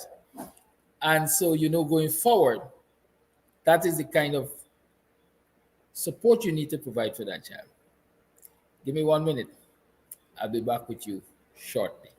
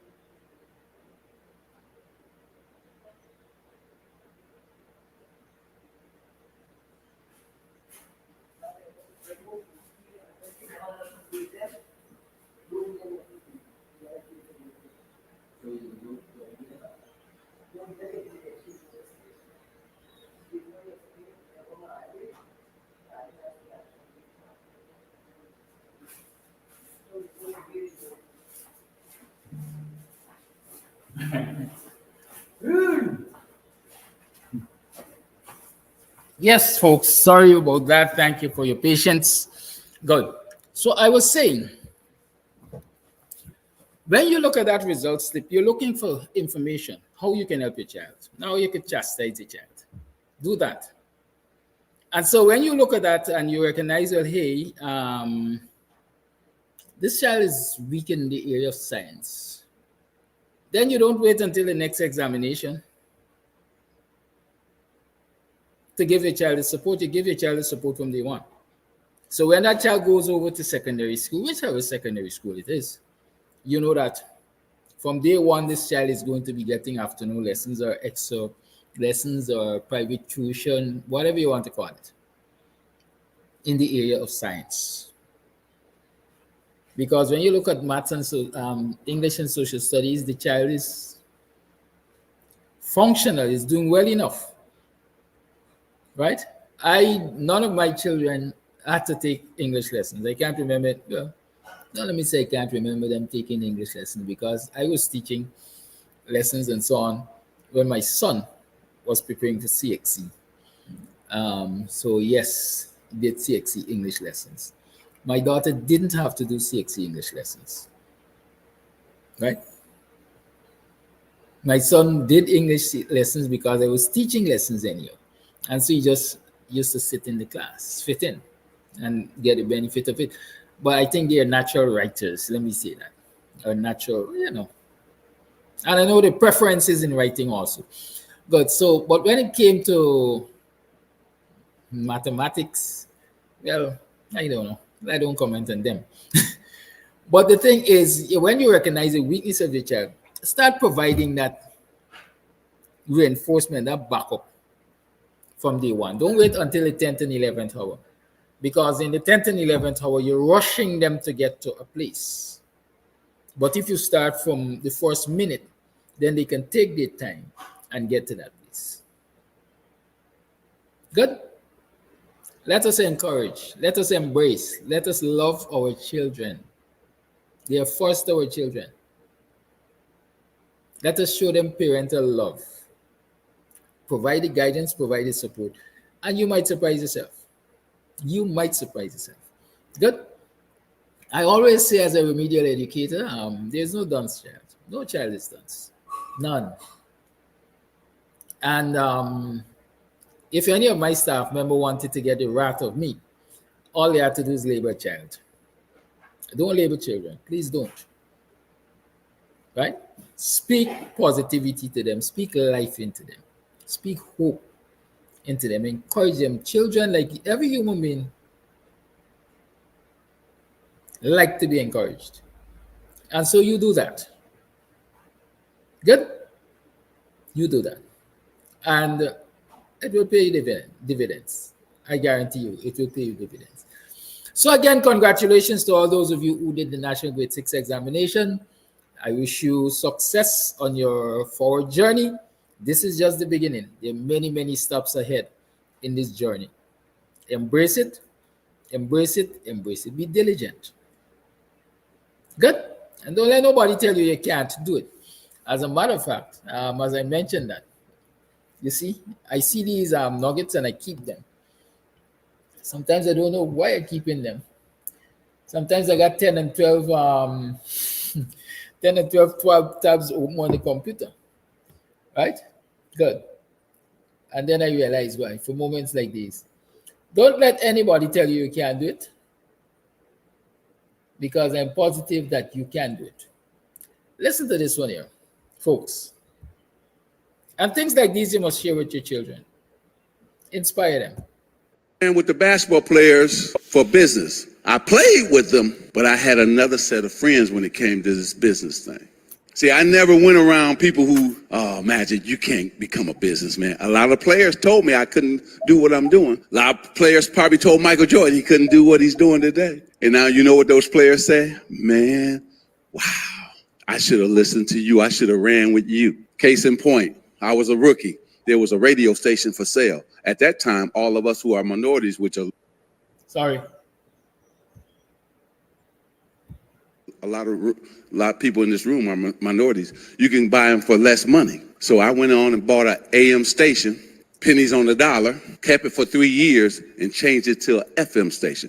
But I went into the locker room, Vic, and said, hey, man, invest with me. Guess what they did? They laughed. Man, you don't know nothing about business. We had 10 acres of land. I moved the towers close to the building, sold the 10 acres of land for the amount that I paid for the radio station. Then I resold the radio station, all profit. So I got that big ass check and I took it right into the locker room and said, this is what y'all missed. See, so I never ran with the basketball players for business. I played with them, but I had another set of friends when it came to this business thing. See, I never went around people who, oh, Magic, you can't become a businessman. A lot of players told me I couldn't do what I'm doing. A lot of players probably told Michael Jordan he couldn't do what he's doing today. And now you know what those players say? Man, wow, I should have listened to you. I should have ran with you. Case in point, I was a rookie. There was a radio station for sale. At that time, all of us who are minorities, which a lot of people in this room are minorities, you can buy them for less money. So I went on and bought an AM station, pennies on the dollar, kept it for 3 years and changed it to an FM station. But I went into the locker room, Vic, and said, hey, man, invest with me. Guess what they did? They laughed. Man, you don't know nothing about business. We had 10 acres of land. I moved the towers close to the building, sold the 10 acres of land for the amount that I paid for the radio station. Then I resold the radio station, all profit. So I got that big ass check and I took it right into the locker room and said, this is what y'all missed. See, so I never ran with the basketball players for business. This is what you all miss. Sometimes you have to think outside of the box. You can't allow people to keep you in a box. Don't let them do it. Right? Don't let them do it. I see, well, we're going to mobilize eventually. I see people talking about why they believe children didn't perform as well as they could have because of the strike and so on. And yes, that's true. Teachers striking means students don't get the maximum number of learning hours at the educational institutions. But are we going to wait until the horse is bolted to say shut this table? Are we waiting until we see these results now to say that, oh shoot, these children were affected and impacted by the teachers' strike? We knew that was going to come. But were we prepared to do anything about it? How many of us went out there and supported teachers? How many of us went out there as stakeholders? Because a lot of parents seem not to understand, and citizens in general seem not to understand that they're stakeholders in the education of the nation's children. How many of us recognize that we are stakeholders and we went out there and played a part? How many of us stood in solidarity for one day with the teachers and demanded that the government do what it had to do to get the teachers back into the classroom so that our children will not be affected the way we're seeing that they're being affected now? How many? As old people like to say, sure I could count them on the fingers, on my digits. But look over in Kenya. Is it Kenya? Well, Mr. President decided that, against his promises, he was going to increase taxes and so on to people. Country is in uproar right now. The citizens took the parliament. The politicians stood, the parliamentarians stood with the citizens. The police respected and military respected the law of the land. I saw a video with a young lady standing in the face of a policeman and telling him, I am going nowhere. I am standing here, I'm protesting for you, I'm protesting for this nation. I'm going nowhere. Apparently the law in Kenya is, as long as you have the flag in your hand, nobody dare touch you. It's your right. Guyana, they will take that flag and they're going to strangle you with it. But that's their side. Where are our young people? All those who are going to the University of Guyana, some of them are going on student loans, utilizing the nation's resources to get educated. I see Neville Sital costing education. Don't do it, Neville. We can get to the eventually too. Right? Getting educated on the backs of the nation or the backs of the nation's citizens. But I've not for once seen, maybe for the last 30 years, a protest starting on the University of Guyana campus. And this is supposed to be what should I say, the training ground, the breeding ground for your leaders. And I have not seen a single protest starting on Tain campus or Turkine campus to say to any government, we are not going to stand for it. We are smart, we are educated, or we are in the course of being educated. We are in the tertiary institution, the most prestigious institution in the country, whatever you want to call it.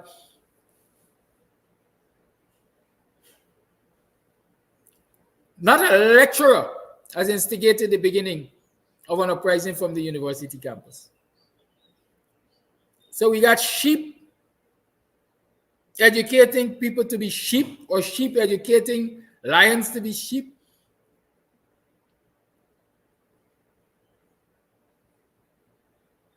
Where are all of those who went through the university and are quote-unquote educated and at the top of, what we call them? Let me call them first-class citizens. The rich and the middle class and the influential and the influencers. How many of you took a minute to stand with the teachers and say to the government, we know the impact that a prolonged teachers' strike will have on our children and this nation's development ultimately, and we will not stand for it. Very few, very little, very a minority.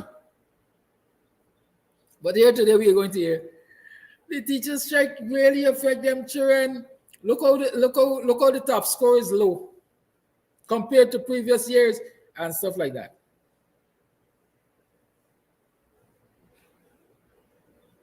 I saw somebody also said to me, because I was asking earlier, the result slip only comes with the subject and the number of marks gained by the student. Better must come. We must demand better. We must ask for better. What are the analyses? What are the analyses?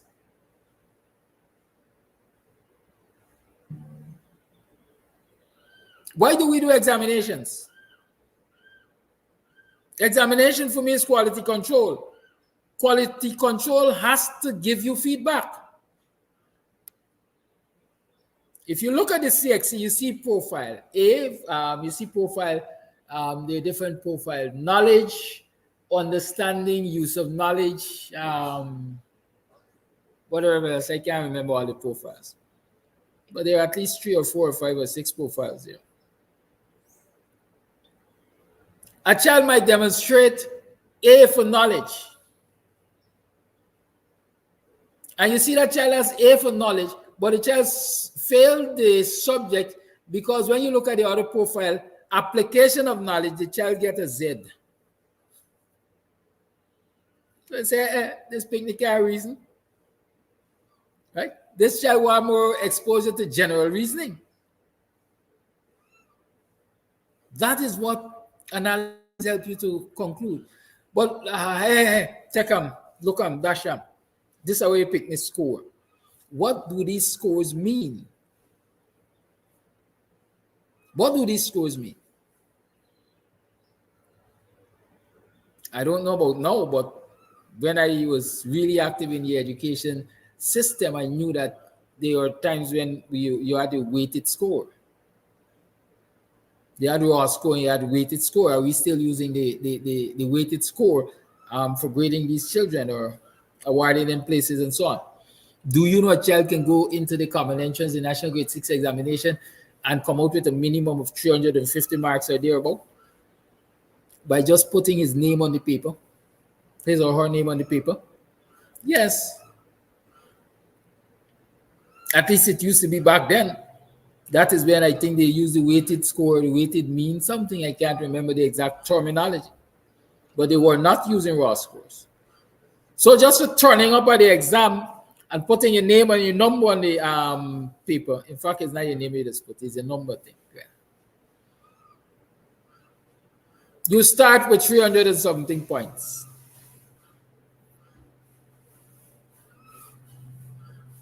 So we have to perhaps start to demand that these results come with a breakdown, an analysis. So that can help us to understand where our children need the assistance. We sit back and we complain too darn much. And we're too reactive rather than proactive. We have to be proactive if we're going to change the systems in this country. We have to be proactive if we're going to get better. Here's a good example, very practical and real example. Elections are likely to be next year, or possibly either early next year or towards the end of this year. Possibly because GCOM, like I said, has activated the electoral machinery in full. This is proactivity.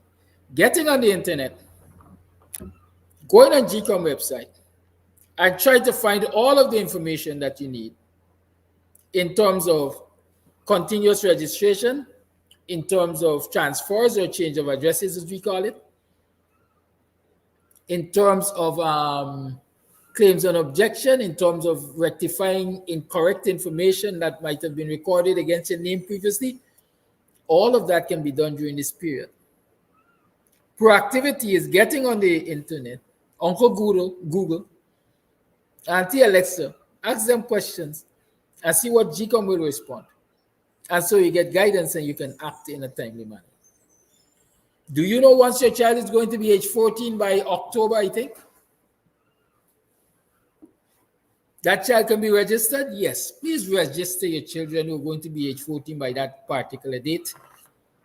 In October, I think it's usually in October. Please register your children.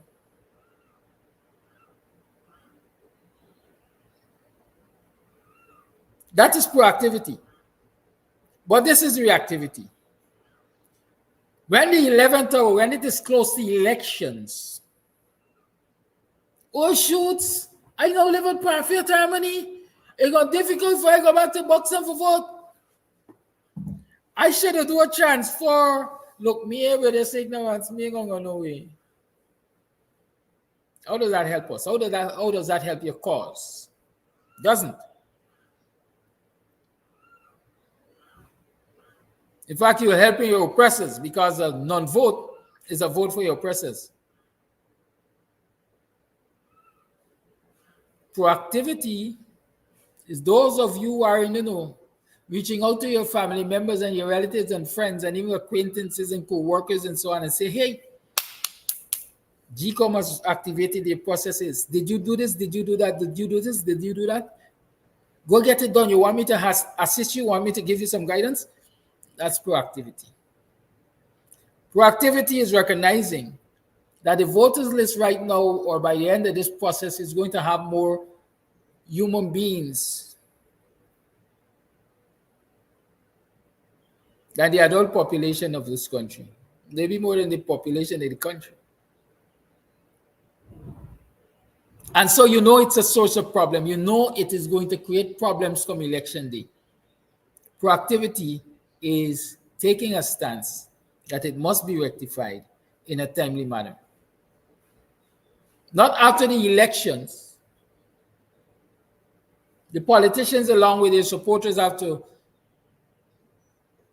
cry to the world. Cry me a river. Cry to the world. These elections were not credible because the lists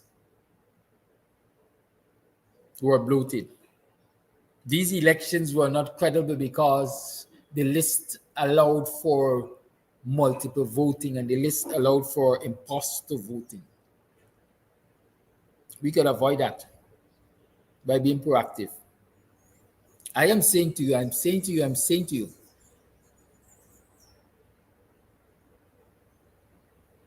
if quarter of the population that is on the list turns up in front of GCOM for 1 week, game over. Game over.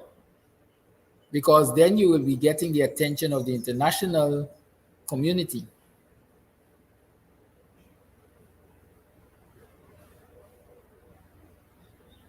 And since they got interest in Guyana and Guyana's oil and Guyana's wealth, and their interest in Guyana's oil and Guyana's wealth can only be maximally achieved if there is peace in Guyana. They will intervene in anything that threatens the peace of Guyana. And so if quarter of the population that they say is on the list were to turn out in front of GCOM for a week, and presuming a week, we're going to get actions to rectify that nonsense.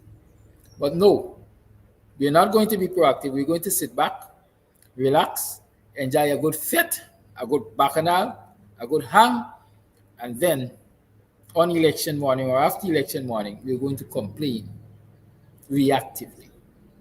Both Ghana files can't turn back. Let us stop it in its tracks right now. Block the river. Block the river.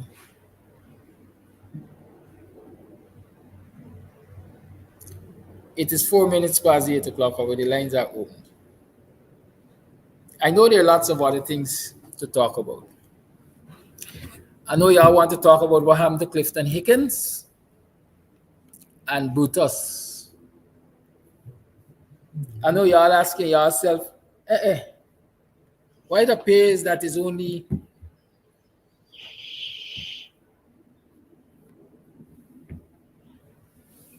them African Guyanese heading in the police force or heading the police force have been either reassigned or sent home. What happened? Indo-Guyanese don't have a bone of corruption in them? You're telling me that in the Mohammed / permanent secretary / government of Ghana scandal, corruption scandal, no Indo-Guyanese is involved? I know a lot of you asking yourselves that. What we going to talk about? We're going to talk why only them figureheads maybe have been sent home or reassigned. We're going to talk about that. It's Free Talk Friday. Call it live. Call it on. Morning, Lucky morning. First off, let me say congratulations to all the kids that passed, all the kids that did the exams, all the kids for me pass at common entrance. All of them passed for me. As you said, it's not where you start, it's where you finish. And I could start calling and making examples of so many kids. But I'm going to make one quick example. I won't blow my own heart.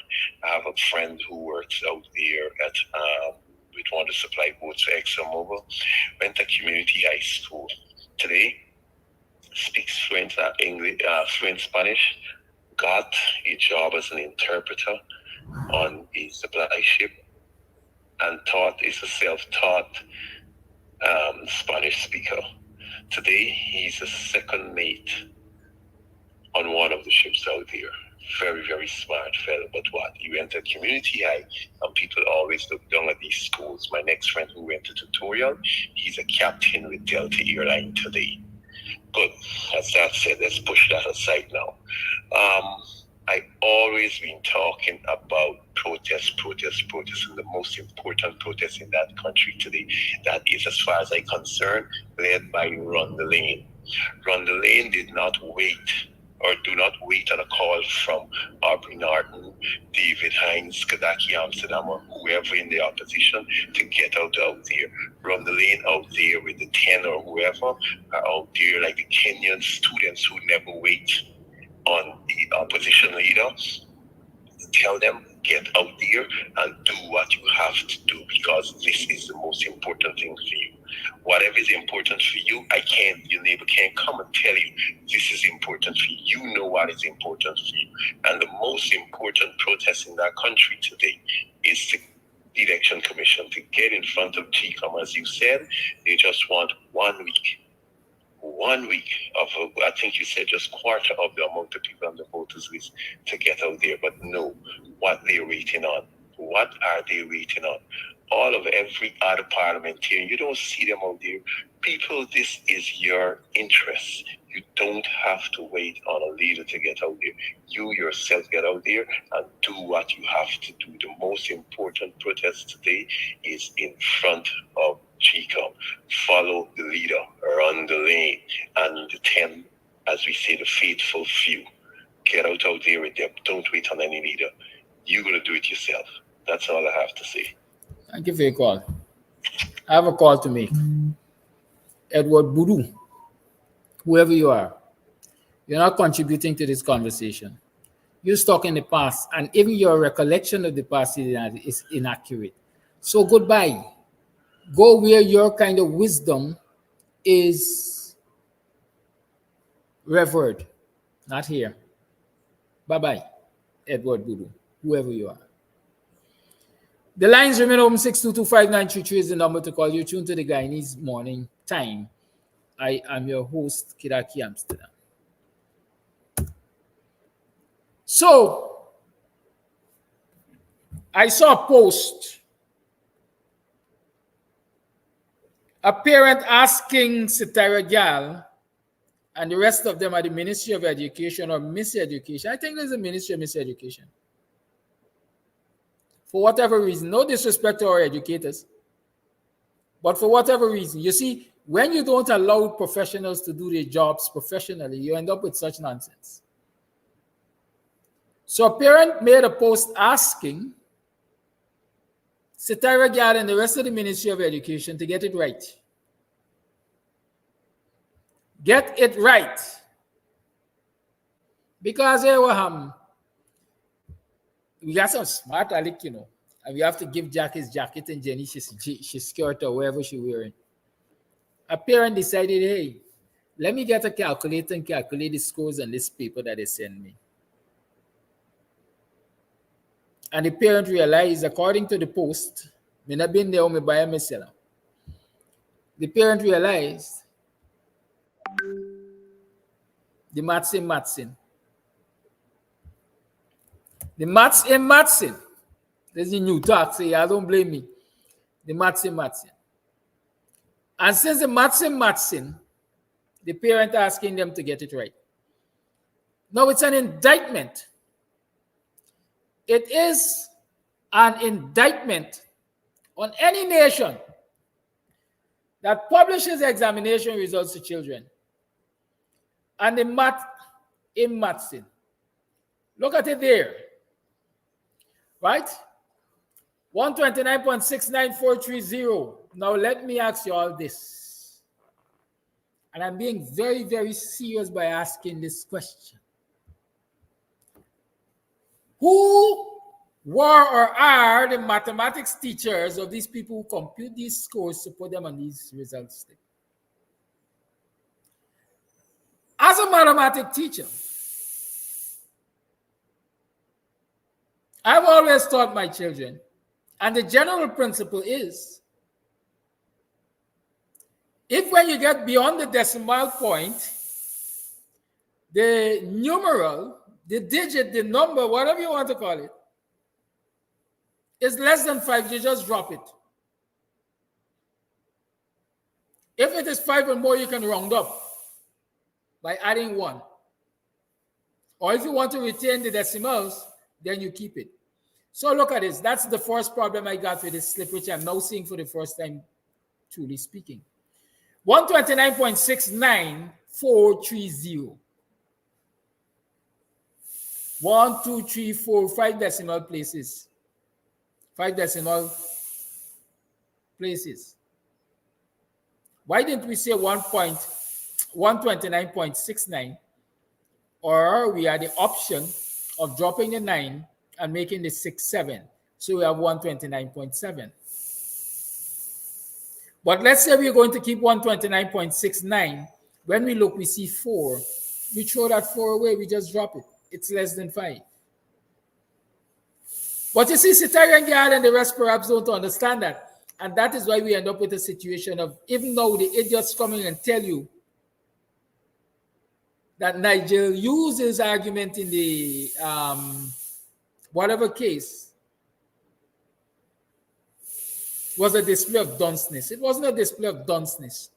It was a display of understanding of mathematics and mathematical principles. But I ain't gonna go there now. We're dealing with this here.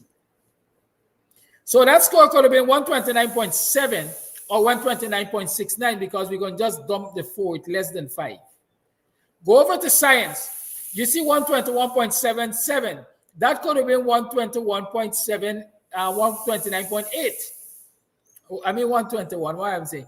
121.77 could have been 121.8.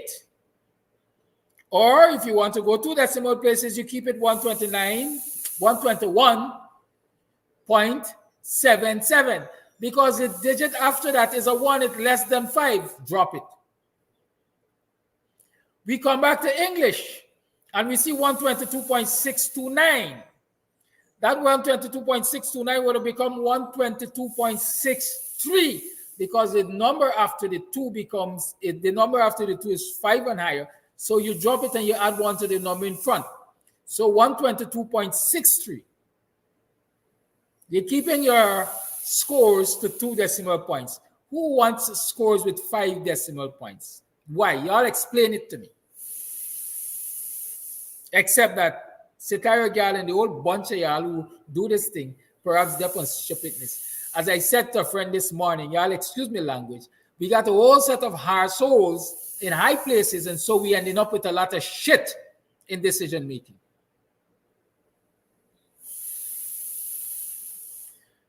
Social studies, 129.69. 4 again.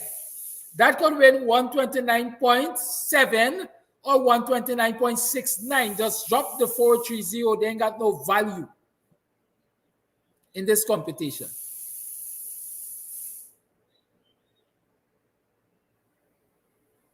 But if you got idiots telling professionals how to do their jobs, you're going to end up with idiocy, and then they're going to turn around and blame the professionals.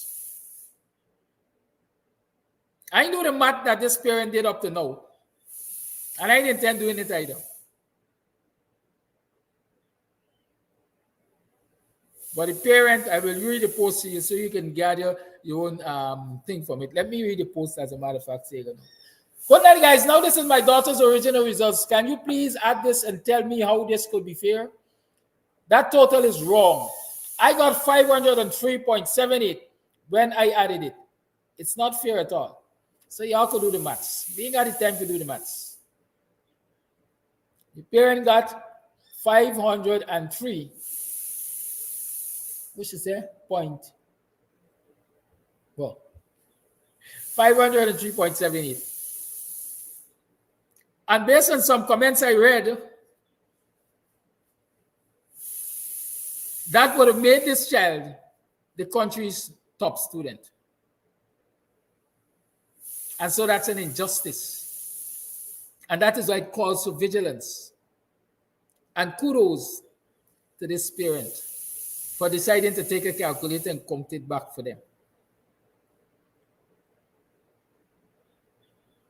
And so I got word of a circular that came out of the Ministry of Education that says to all of their teachers, please return all of the result slips you collected to your respective education departments, and they will issue with corrected slips.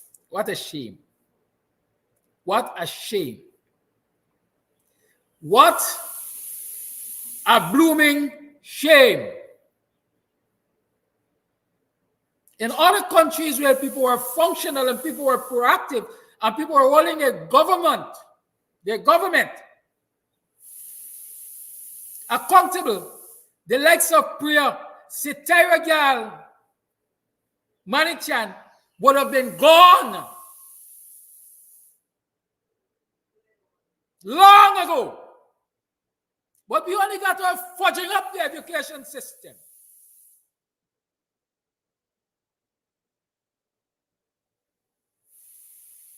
Messing up the lives of your children. Because here, the score that they put on that slip determines where your child will spend the secondary education life. And since all education facilities in this country are not equal, That score on the slip could result in your child being disadvantaged. But we ain't gonna see nobody in front of Ministry of Education today, or tomorrow, next week, or even next, wherever, to tell Prayer Manichan, pack your boodles and go home. You claim to be a liar, go and represent people, clients who are going to bust your head when you take the money and do stupidness.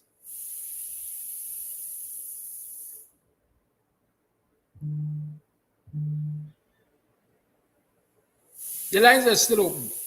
I'm just having my rant in the meantime.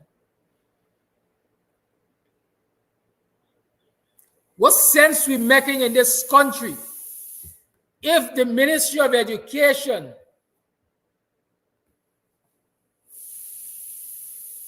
cannot compute with sense 4 scores to determine where children will be placed? Y'all tell me. Asking again. Y'all please tell me, because I ain't got the answer. All they know to do is fudge the figures to thief the country's resources that should be allocated to improve the lives of the people. But they can't get simple mathematics right. Simple addition. They can't do the correct. I guess it's the kind of results, the kind of maths they're going to use to get the next election results. Because of the people them that they got over GCOM right now running things. I understand anyhow. Call it live. Yeah, good morning, Kentucky, and thanks to how you explain the marks. You know, they put that child to be the top to cover up the injustices to the Amerindians. Because remember, they take 19 of them body remains and make roads for people to walk on. So now they get this child, even if they have to give the child the marks, to let it, they collect the Amerindians, oh, imagine one of B get top. That, it seems as though you have to sacrifice 19 to get one top student. Anyway, moving along. Now you know this is emancipation season coming up. Well, I have my concert on the 18th of August this year, the third Sunday. Now that I'm using your program to advertise. Call continue talking. Yeah. You know, we got a group in the village. Last year, well, every year they just give them money. Well, last year they were given 500,000. Now there is the CDC. Their function is to clean the streets and so on. But they are not doing that. So they come now and they push themselves into the emancipation thing. Last year they had a split where the minister came and she was the same one who went to the UN. Anyway, they decided to push themselves and they got the minister to come. And when she was here on Tuesday at our meeting, she told the group that the government funds the CDC. And the government also funded the Emancipation Organization. So because the government gave the CDC money and they gave the emancipation money, they mean that they got it right. So they moved a program that was already planned for emancipation. Why I'm saying this is to tell people, you know, I'm glad that Public Service Credit Union is up and running. And we must do our very best to keep that place open.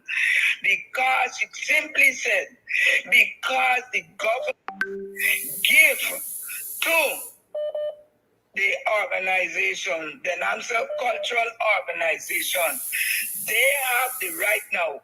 If they come now and say, well, here, you got to do a Diwali scene or a Pakwa scene in it, because this is what we want. You got to do it with all this emancipation, because we, the government, give you funding. And when you, as an organization, you cannot bring your culture out, because emancipation is putting our culture out there. And what we went through from the time you were captured in Africa until we get free, we should be able to do our things without being the intrusion from any other party, any other thing, because we cannot go and override anybody else. Now the last thing, remember I spoke about these little girls that got the 7011 beauty queen in the village.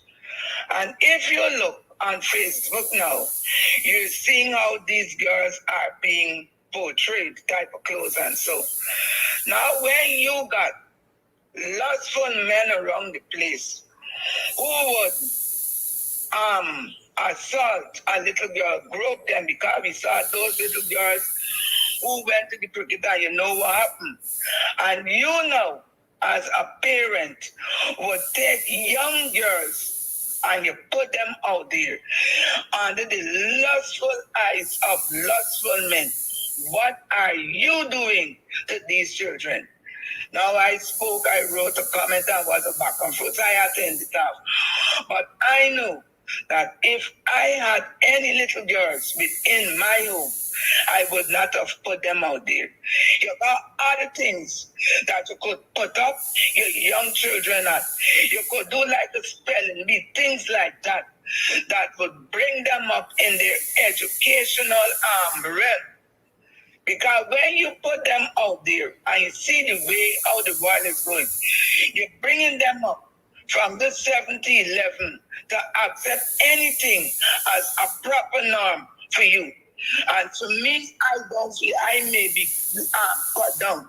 But for me, I would have preferred a different thing than a pageant where my children got to be exposed to the elements. We could do other programs, meaningful programs that involve young minds. And when you do meaningful programs that involve young minds, you will get better adults. You will get adults with a stronger sense of themselves. You will get adults who would know, well, you know what? If I gonna throw down myself to accept a $5,000 and a box of food, is because I don't know who I am. So there's it. And for the children who pass it, and I'm glad how they said they're taking it back. That is what our programs usually do. We open the eyes of them, because many of them don't know like the God skills. And when we do programs like this, it opens the eyes. Lastly, now our people don't pride themselves, and now they don't care about the young children. That young child, his picture is still being paraded on this show. The child is still being paraded on this show. And I hope it does not cause any repercussions in the near future, because it got places where children, I don't think, should be featured. If you are afraid to put your picture, put up anything or put a blank. Look, Miranda Brown. I have Miranda Brown going on with. Nobody knows who is Miranda Brown, because Miranda Brown got a blank for the picture. And I don't see why that individual continue to have that little child face being featured on this program. Bye-bye. Thank you for your call.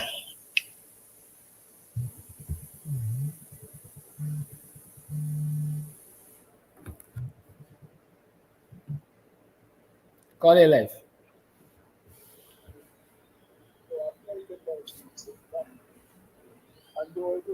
Call it, you need to get closer to your phone or something. It's low. Oh, sorry about that. A blessed good morning to you, Mr. Kodaki, and those who are in and out of the diaspora. And Mrs. Rwanda, God bless you for that statement you made just now. You knocked the hammer on the nail there, and that's good advice. But many of the young mothers today would not take that advice, because they themselves is the one who helping to lead the young daughters astray. But God bless you with that. And I trust that many mothers will listen to you as an elder woman speaking to a younger girl, or younger mothers, or younger women. Because our God ordained. And Guyanese children are a blessing from the womb. They are all the children, they are blessing from the womb, and they are fruit, a blessing from God and a fruit of the womb. They are a fruit of the womb and a blessing from God. You know, it's amazing to know some of our teachers, them who try to teach in this country, especially the VP. Imagine the man is condemning AFC, AFC selection with the man who been elected. I say, I'm a recycle. That man is not ashamed to talk about recycle. Every time he said the word recycle, it's aggravated Guyanese so much to know he behaved like the recycle devil. He behaved like the recycle demon. And he talk about recycle. Leave the other part them alone. Let we citizens make our own free will and decision. You tell us what you're going to do. You're in power right now. Let us know what you're going to do with Exxon Mobil and the money that Guyanese should be getting. Let me know if you're going to pay every teachers them or you are stubborn and stiff neck. Let us know that. And that's why I'm calling upon the Guyanese. God working mysteriously. I will say, yeah, Mr. Youth is fit for certain position at this moment. But the reason why I will not mention that to the extreme is because, one, when God is involved in anything, you got to do what is right and allow God to do the rest. And then we get supernatural power. So this election is called not only for ordinary power, but supernatural power has to be there, which means the blessing of God has to be. And God will use whom he choose, not who man want or who man think or who people prefer. God use whom he choose. So I'm calling the Guyanese, do not miss the most important thing. The most important thing is to vote this government out because they are stubborn, they are stiff-necked, and they're determined to lead this nation into the kingdom of darkness. And what the peers expose them, Mr. Kadaki. The Guyanese need to check it out and expand on it.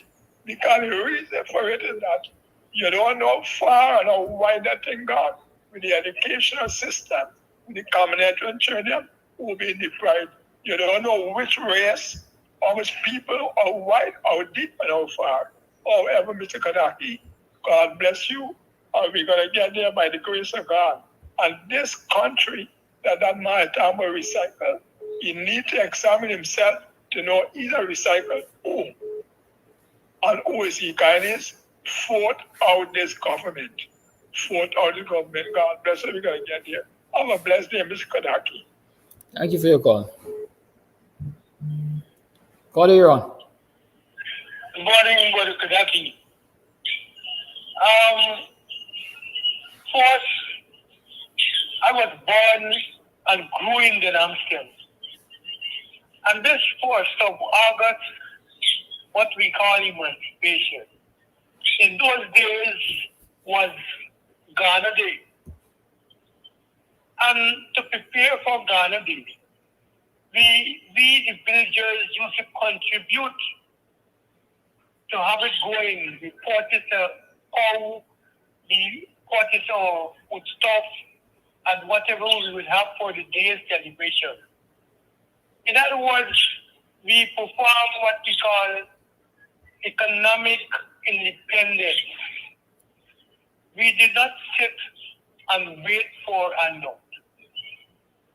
Because those who will be giving you the handout definitely would want to have control over your activity, and it will decrease your cultural independence and further decrease your economic independence, your social independence, your political independence, your your independence would collapse like domino. So I endorse Lyndon Foxborough when he introduced cooperativeness in communities.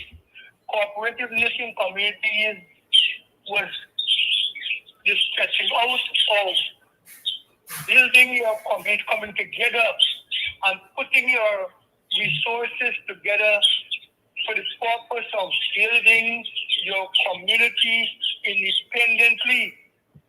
So, my dear sister Rhonda, you are complaining, and I have nothing against you for making your complaint, but to just show you how we have retrogressed from what was directed to us in the beginning. We didn't hold to it, and we have lost. So let us see what we can do to resurrect our independence, especially economic independence. Thank you for the question. Thank you.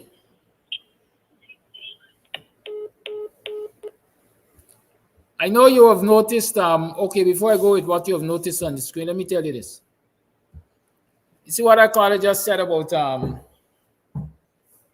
depending on people to fund your emancipation activities and so on, and who will control it. I told you all I'm in politics since my teen years. I'm in activism since my teen years, or preteen as a matter of fact. And I don't play. I don't play.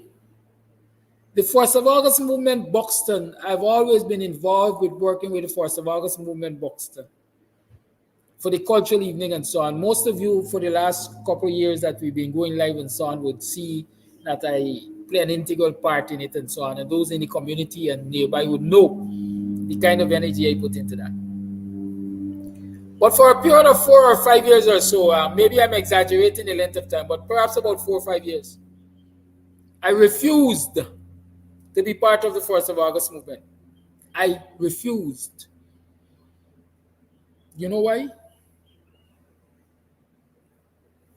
Every single year, the 1st of August movement used to write letters, not only to the government of the day, but to businessmen, especially large Indian businesses, to ask for donations to fund the annual activity. And one day I get up, one year I got up, and I said, this is nonsense. And I think it was one of those periods when you had the race fallout or the ethnic discourses and the insults and so on. I said, this is nonsense. For all the years I'm part of this organization, I'm saying, let us put ourselves in a position that we can engage in economic activities to fund what we want to fund. But every year you all are satisfied writing Indo-Guyanese businesses and beg them to feed our elders. I am not going to be part of this nonsense. And I left and I stayed away for about 5 years. I stayed away for about 5 years. African Guyanese organizations must recognize, including their political parties, the importance of economic independence, if there's any such thing. Because even if we establish economic entities, they're dependent on somebody to support them. But we have to recognize the importance of establishing units of income generation, so that nobody can control us. I think it was last year when members of the government, including soup drinker Mark Phillips, called the Boxing 1st of August movement and said, we want, I can't remember if it was Ali at the time or if it was Mark Phillips himself, but it eventually ended up to Mark Phillips demanding that he gets a place on the platform to address the gathering at the Buxton 1st of August movement cultural evening and expo. That call, the request for information came to me.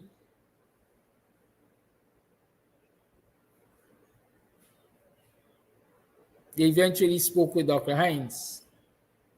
And Dr. Hines said, no, it wouldn't happen. And part of the argument the representatives of the government was making is, but we contributed. We contributed financially to y'all hosting this thing. And so we got a right to be there.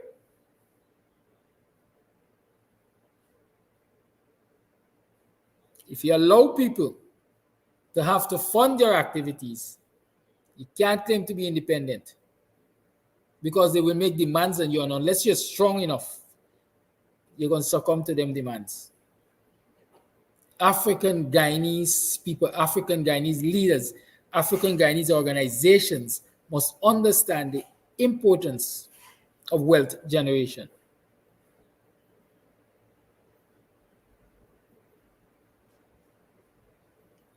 When I left the University of Guyana,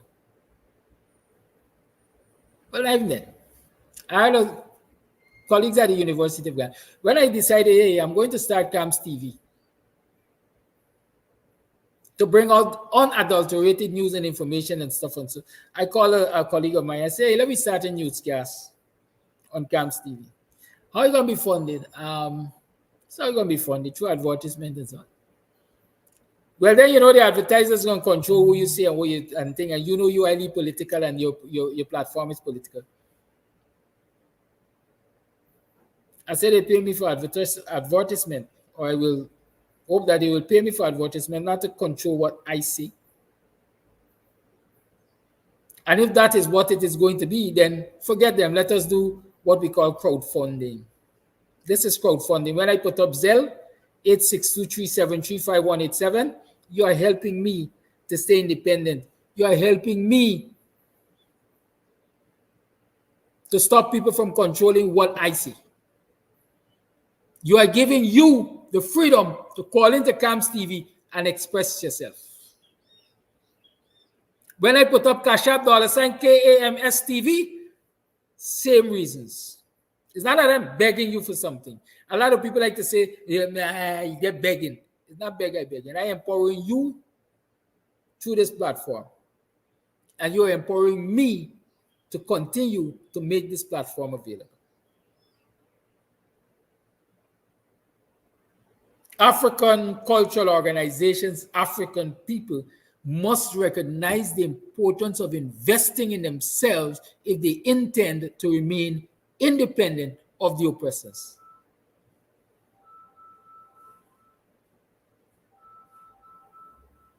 And so when you got your common cake shop in the village or your little grocery shop in the village that's selling sugar at $11 a pound, while the Chinese selling sugar at $10 a pound, support your village shop. Because from that $11 that they're charging you for a pound of sugar, the extra $1 that you see, a time will come where you're going to go to them and say, please contribute because we're having a fun day. And they might be able to get something to give you towards that fun day because you are supporting the shop. But when you're going to spend your $10 at the Chinese, and you turn up at the Chinese, first thing Chinese, not speak English. You have nothing to get. We as a people have to understand the importance of investing in ourselves. That is what it comes down to. When we invest in our community shops, our community businesses all year round, if we got to beg anybody, let me go and beg we community business because they got a stake in the community. And then we could say you all got a responsibility to contribute because we're supporting you wholeheartedly all year round. But you can't take your resources and kind of a Chinese store that named Annan Supermarket. I never heard about a Chinese name Annan in the front of Buxton, and then you expect the village shop in the back of Buxton that you neglect to give you something to be able to facilitate what you want to do. It makes sense. We have to learn to invest in ourselves if we want independence, economic and political. It extends to the political party.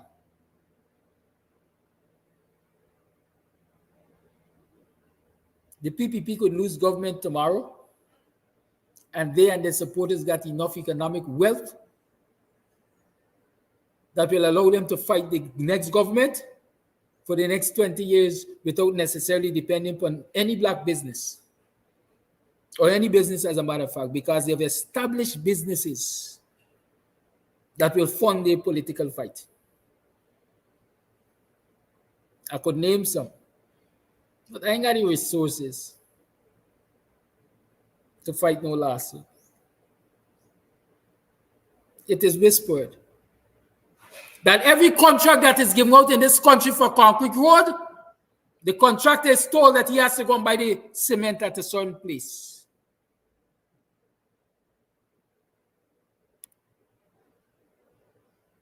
It is alleged that the government only wants hard rock cement to build its roads. You all do your own research. Who imports, who distributes, who are the beneficial owners of the trade in hard rock cement in this country? I don't know. But it is alleged. Only a few days, someone told me, by once we get a contract for concrete road, we just get instruction that we could only buy cement at X place. Only these people could supply the cement. The PPP has ensured that it has financially empowered itself to fight, to keep power in this country, and to control power even when it is out of power. And by the way, as an aside, I understand there's a shortage of US currency. Can anybody verify that for me? There's a shortage of US currency. I understand somebody went to buy US currency yesterday and they were told none is available.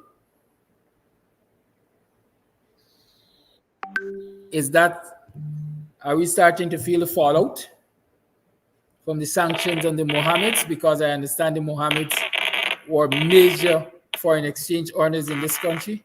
Paula, what happened to your phone? It's sounding like whatever. Good morning to you, your life. All right. I got two questions I want to ask you right there. Why I respond to one or two. First of all, I must tell you, I really like your topic, especially this one about the last one that you speak about. Not upfront really discussing with me. And I like the last caller in terms of mentioning something about the previous one in terms of upgrade. But listen to this, as you rightfully pointed out. I always say that we have two generations that fail a generation. And prior to that, and prior to the two generations that fail a generation, which is this generation, in support that you're speaking about, you know, in this schooling structure, one of the things that I really like Dr. Hines about, I don't know if it's a WPA or EC but one of the things that I really love about Dr. Hines, and I behind him, he does always say, I don't play when it comes to black people business. I don't go around the corner with them. I don't compromise when it comes to black people business. I love the kind of attitude that he got towards black people business. You know, I want to answer this question, right? Why is it we never had a program in place in terms of some structure that Barnum built? You know, people just celebrate QC anniversary and Bishop's anniversary, Rose's anniversary, and etc. Right? But if you ask the average new generation, are the one just behind that, what's the purpose of President's College when Barnum built it, and what's the purpose of building it? They can't answer it. Even national service, this is the question I want to ask, right? Why is it we never had a structure in place that we as a people, as you rightfully keep speaking, that has something built upon national service in terms of promoting it? Because that's why I see Barnum as a clear visionist in terms of vision, and there's some things I don't agree, but some things I love about Barnum. One of the things that you understand, if academic ain't working for you in terms of being qualified, you could slip in the next area and go in a skill. But it still requires some level of academy in terms of calculations and etc. But it was a clear vision that he had that in various areas for the work. But the structures that he built in terms of Carnegie and the same NIS, not NIS with me, National Service and etc. Even President's College, there's no promotion in terms of the structure, and it all come from we as a people, and as you rightfully pointed on the previous scholar, we need to get structure in terms of promoting these things, because the bill for beneficiary to we as a people. It didn't build the benefit. Yes, other people could benefit from it, but it was born on vision in terms of equipping we as a people moving forward. And that's why I like we name Dr. Hines. He's a speaker, but we based. But my question to you is this: where is it we last track in terms of the same President's College and National Service? Thank you, Carl. The lines remain open. 6225933 is the number to call. What do I have on my screen? Exit poll. Most predicted seats. Labour is predicted to win a landslide victory. Labour is predicted to win 410 seats. I look at the Commons Library, Parliament.uk, research briefing, etc. It says that Labour up until the time of reporting at 8:40 on the 5th of July, with 644 out of 650 seats included, Labour had 409 seats. Why am I telling you what the prediction was? 410 seats versus the actual count of 409 seats. Can you remember earlier in the week, I said, when somebody suggested a preliminary to determine who would be the best candidate or whatever for the coalition and so on and so forth, somebody was saying do a preliminary, and I said we have to use data like polling, and somebody said poll doesn't work, etc., etc. Now look how close this poll has come. So y'all continue to tell me that poll is unscientific and it doesn't work. As a student of social sciences, I like to say I'm a social scientist. I know the benefits of poll, and I know that they're darn near accurate for the most part. Here's a good example. Exit polls predicted 410 seats to Labour. Up until whatever time I read this just now, Labour had 409 seats. Y'all continue to tell me that polls can't tell you what's happening in this country, because I know that Aubrey Norton knows, that maybe those over the AFC knows, but definitely the PPP knows what the next election results are likely to be, because they all have invested in polls. It's a big money thing. You have to have millions of dollars to commission a poll. The PPP got hundreds of millions of US dollars to commission polls with. So they know what's going on. The PNC, they know what's going on. I know that they know what's going on because they've all been polling. Those of you who want to sit out there and tell people, don't worry, no poll, poll don't make sense. Think again. Call your life. Good morning, my blessed brother. Good morning to you, sir. Guyana. Good morning to our blessed country, Guyana. First thing I want to say, the caller asked a very good question just now, and the purpose wasn't what I raised just now. But I want you to remember, we just go back to a song where Michael Jackson sing. Look in the mirror, you can see. Well, he's supposed to know what's the answer. When you look in the mirror, you will see yourself. Now, we forget about Michael Jackson, come back to the basic. Now, I look at Guyana. We don't know how blessed we are and how wonderful we are in this country. Because look at Simple Grenada, St. Vincent, Barbados, Trinidad, and the other islands where the little breeze, whatsoever it is. I want to understand, look at it and understand that what these people or persons pass through in the blessed country where they want and go. And we in our country don't get this kind of disaster. And before we put the shoulders to the wheel for the benefit of our country and the future generation, we look at what we could gain now. We look at a long-term base. Why I'm saying this, listen to this, Mr. Kadaki. The discussion about who got the lead or who get the most popular vote or whatever it is not the problem. The problem is that whosoever, as Lila said, David Hines and Dan, we had a conversation that the way it's going for Mr. Nigeria, doesn't have a problem we go for. It is right to choose who you want. I am saying, never mind who they put. We respect that person, put shoulders to the wheel, and we go forward for the benefit of our future generation. Now remember, it's 20 years, Mr. Kadaki. It's 2 decades. You multiply the 2 decades by the amount of persons who born within the era of lawlessness, Mr. Kadaki. And when them children born in the era of lawlessness and here in the world, like, no child left behind. Even if you feel that you're put over, automatically, it's a disease, is a germ manifest into the mindset of human, especially African people. Because we don't understand when people say, no child left behind, what they're telling you.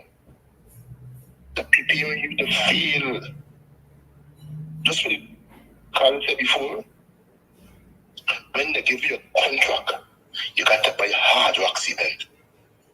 I could tell you that, I know that. Just at the moment, I didn't have the full knowledge that you heard about that. What you're saying is truth. Who imported the hard rock cement? When you buy steel at a particular place, even if you got a contract, who you're buying the materials from. That's what you're saying is true. Even the people in the power are still import because of the base. The base is solid. So even the outer power is still in power.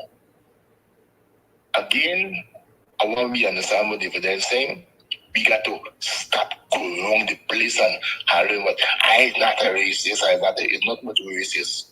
We got to do what we got to do for future generation because we treat the generation that last. Because if they got a little contract with $10, $12 million, the field is a big buy. When they got $10 million contract, when you can say, only make about 600,000, 500,000, you make low. Because all of us go back into the pocket. They don't have a problem with it. But let me put you so real for the benefit of this country, Guyana. Beautiful Guyana. Mr. Kadaki, continue doing a good job. God bless you, God bless your family, and let us continue to respect one another. You make a good point about the persons in the villages who are going to support the Chinese supermarket. The Chinese supermarket getting things on a different price range. They buy not banks, they buy OTDL. You can't go and get as a normal man, you can't go and buy essential. You can't get up. But they get in a whole truckload coming with them.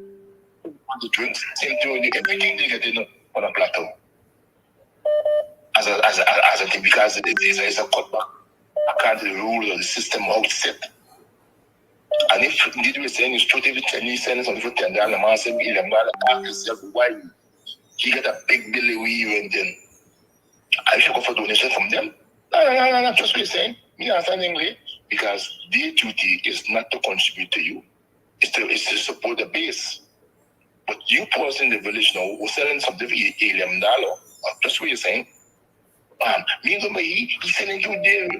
Yeah, but you know we're buying that. You know the cars you got buy that. You gotta go through. Yeah, something. Again, Mr. Kadaki, Guyanese, Guyana together, especially African people. Stop taking buyout. Because a lot of them are living. What Apnu do for me? The Apnu had the resources that the PPP did, had that resources to do what they had to do. I hear men tell me, taxi drivers telling me, I got to come out the power. I got to do me, do I want to do? Yes. You see how much thing going on with this place? Who's suffering? Have a blessed day, Mr. Kadaki. Thank you for your call. It is now 2 minutes to the 9 o'clock hour. It's about time for me to go, yeah?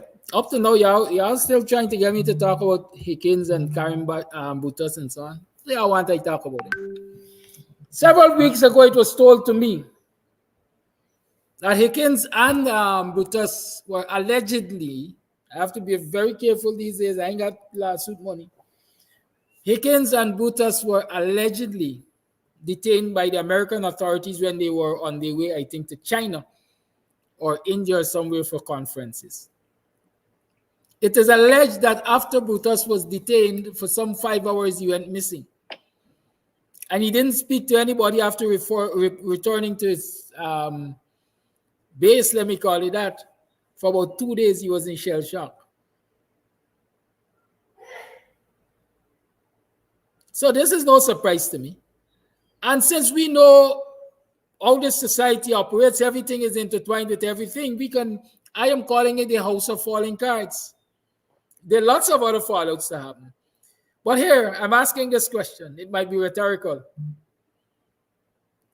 Since Brock Ben is responsible for Home Affairs, where the PS was before she was first pulled in by the American authorities, and Brock Ben is also responsible for police, where the head honchos have now been reassigned or sent on leave. When you are sending Brock Ben on leave, or you are assigning Brock Ben to home, you all tell me that. And further, since the buck stops at Ali, who is the head of the government, when you are sending Ali and the rest of the government home on leave permanently, you all answer that for me. Because in all of this, they are all complicit and they should be sent home permanently. Caller, thank you for your patience, your life. Yeah, thank you for accepting the call, Mr. Amsterdam. Good morning to you and good morning to everyone in the Guyanese diaspora. Good morning to all Guyanese. It's a good question you raised, Mr. Amsterdam. It's a question we should ask. What caused the American president, Joe Biden, to sign an executive order on these sanctions? What caused him on these sanctions? Apparently, persons are saying it this has to do with Guyana. You see, this informs us to dig deeper that these acts committed by the Guyanese government, the PPP in particular, didn't just start happening recently. These things have been going on for quite some time. We must remember that it was the same Democratic Party, the ambassador, that says that Ramatar should be removed. At the time, Joe Biden was the vice president. So what we think, Joe Biden and them forgot? Before that, Condoleezza Rice said these same things about Ronald Godrach, who is the counterpart of Robeson Ben. So this has been happening within the PPP's administration for quite a long time. Quite a long time. So it's good that we start looking as to why the United States government used the Magnitsky Act. We need to go and read up on, because it seems as though a lot of us are just thinking this thing is Guyana. If this thing was just Guyana, why would the president sign an executive order? What would cause so many agencies in the United States to be investigating this matter? Another point I just want to bring up while we're scrutinizing things. Mr. Amsterdam, you raised a point about polling. Social media is about polling. Everything we do on this show is a poll. We are a living poll every day. And the numbers on this show tells us a lot of things. Numbers speak volumes. And when we begin to look at the numbers, we can see a lot of things. For example, it was the numbers in the 2020 election, leading up to the 2020 election, that gave the PNC leader at the time, President Granger, to be head of the list. Why was he made head of the list over Ramzatan? Question. Because Ramzatan wanted the list as head of the AFC, but why couldn't he get the list? Because he didn't have the numbers in the coalition. AFC, as much as we like to work with them, and I like Sherrod Duncan, he's done such majestic work for the AFC. Where would the AFC been today in the minds of the people without Sherrod Duncan's work? AFC was relatively dead until Sherrod Duncan breathed life into it. I thought Sherrod Duncan would have won by a landslide. So Sherrod Duncan being ostracized to the side is something we need to look into. How that happened, I don't know. Because if anybody else could have raised the AFC and made it a household name, they would have done it. They couldn't have done it. Sherrod Duncan is the hero in the AFC. Sherrod Duncan is the most popular one in the AFC. You could ask anybody that. But Sherrod Duncan is the loser this morning. He's out of the contention. How did that happen? When you look at the polls, Sherrod Duncan's name rings through. I'm talking about polls. When you look at the polls and about popularity, we saw that the AFC was never the most popular party. Then and now. Or they would have had control of the head of the list. So when I heard Darren Wade as an attorney trying to lay a basis for popularity, it doesn't fly, Darren. It doesn't fly. The polls, the numbers speak for themselves.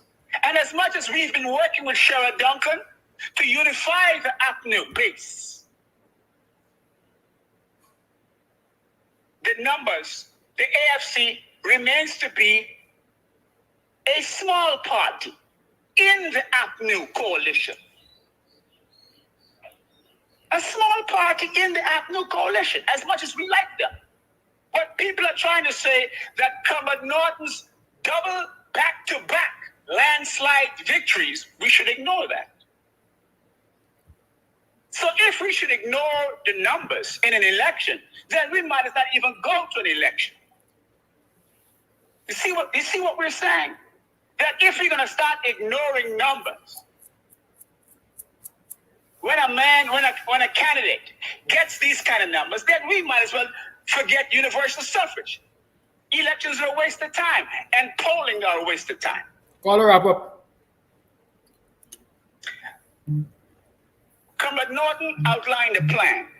We saw the plan. 2 hot school lunches per day. Monies for family and low-income families.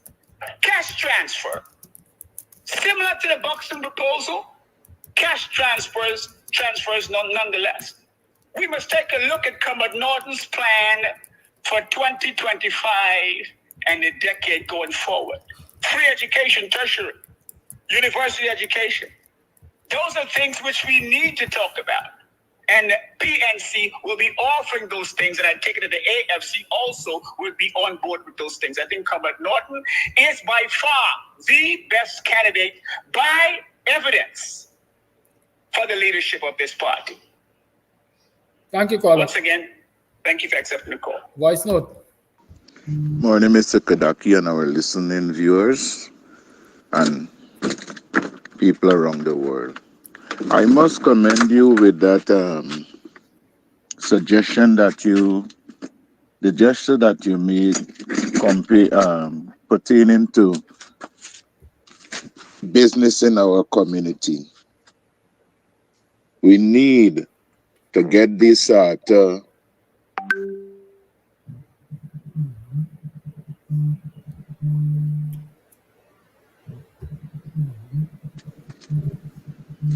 business up and running by we supporting one another.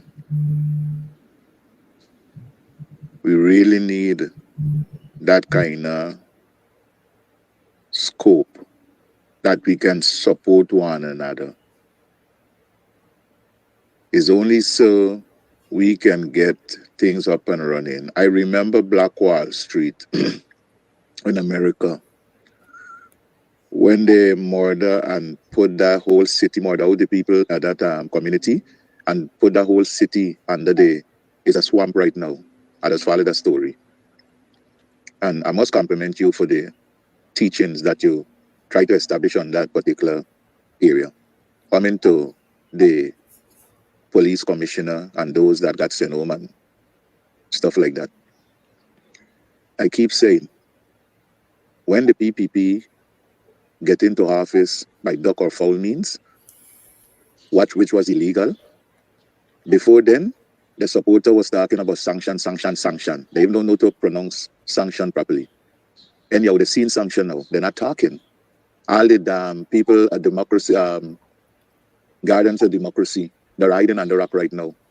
And I come into the point. My main issue is that in all the PPP regime, you find that the commissioner that has always been the black house slave, the African house slave, does always find herself in a predicament because the PPP designed them like that and we're not learning. At one time, I know McDonald cried when his visa get revoked. And the point that they're trying to make, you never find a commissioner of police visa had revoked under the PNC government. What a shame. Like a guy said, I run the country so low that the great grandson in the cradle could jump over. Them ain't got no kind of value. And Jack Dio sit down talking a bunch of crap every Thursday. He running out of lyrics, stuttering. Like I listen to him a piece away Thursday gone. That man is such a fool. You got better things to look after. You're talking about Congress and Nigel Hughes and all kind of thing. And we mustn't forget, when they're raising allegation and pointing finger in a direction, is to move away from the real issues that is backing up on them. But had it not been for this show, like I always said, praise God for this show, because we'd have done dead rat and dissolving the heart. So, Mr. Kadaki, you continue good work and have a blessed and beautiful day. I want you all to see my face. Jagdio is doing what Jagdio is expected to do by his party. Jagdio is doing what Jagdio is expected to do in the world of politics. Jagdio understands who his political opponents is or are and what he has to do to keep them out of the office that he occupies. If your leaders can't understand what they have to do and who their political offices are, opponents are, too bad. Too bad. I think Jack, you're going to wait until election morning to attack you and whoever else he sees as a threat. No. Jaggi understands that he has to undermine the credibility of these people in the eyes of his supporters or detractors.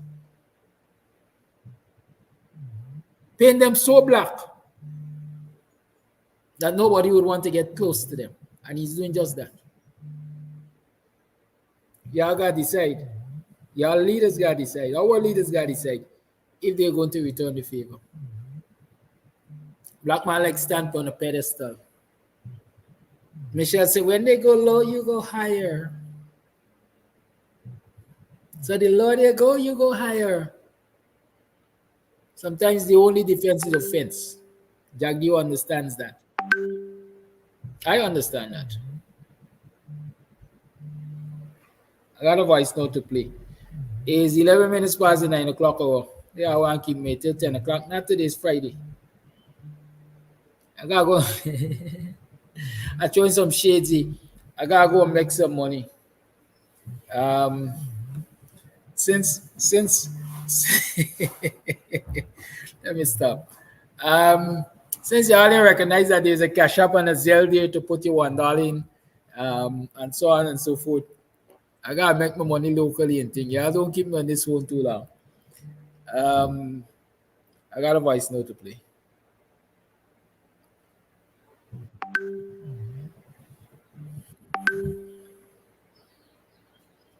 Allow me to play my voice note, man. Morning, Mr. Kadaki. I got a short contribution this morning.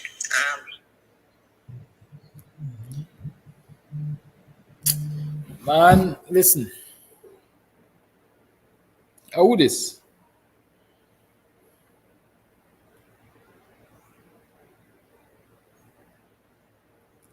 Can you please allow me to play the voice note? Please and thank you. When I finish playing voice notes, we're going to decide if we're going to stay another 2 minutes or so. Yeah, please. The government helping out the country when they got situation. Now we got a situation here. This government don't come around and help nobody. You got to lean then. Get them a bucket of detergent and something else. I don't know whether if up to now the country with anything else. But why the government want to look nice in the outer wall? You got to dance a yard before you dance abroad. Why them in helping out we Guyanese? We Guyanese suffering, we punishing, we's an Irish country, we need help. You understand? We need help. Some man, these people is get up out to the bed, don't even got nothing proper for breakfast. You understand? And the government helping other people. I am not saying that they're not supposed to help your neighbors or help other people. Right? Helping out is good, but then again, help me first, hey, we need it. You understand? And it's really painful and hurting me to see that what is government doing to we in this country. You understand? And all these people organize what don't want to vote, yeah, come out and vote. It is important that we get these people out to this place. You understand? Another thing, this protest is good. Let me come out and protest. Me alone can't do it because me gonna go there and stand up me alone. And next thing you know, I end up like Waddle or with the other by name, Kwame Bing. And up to now, they can't know who killed them. Me why I end up like though. You understand what I mean? Let me tell you something. Something got to be done in this country. This country getting from bad to worse with these people. You understand? Why you helping out other people and ain't helping we? Help we first, and then you could do anything else after. Thank you. Thank you for your call. It's 9:15. We'll do 5 minutes more. And in that 5 minutes, y'all make the Zelle and Cash App talk. The lines remain open for 5 minutes. 622-5923 is the number to call. You're tuned to the Guyanese Morning Time. I am your host, Kidaki Amsterdam.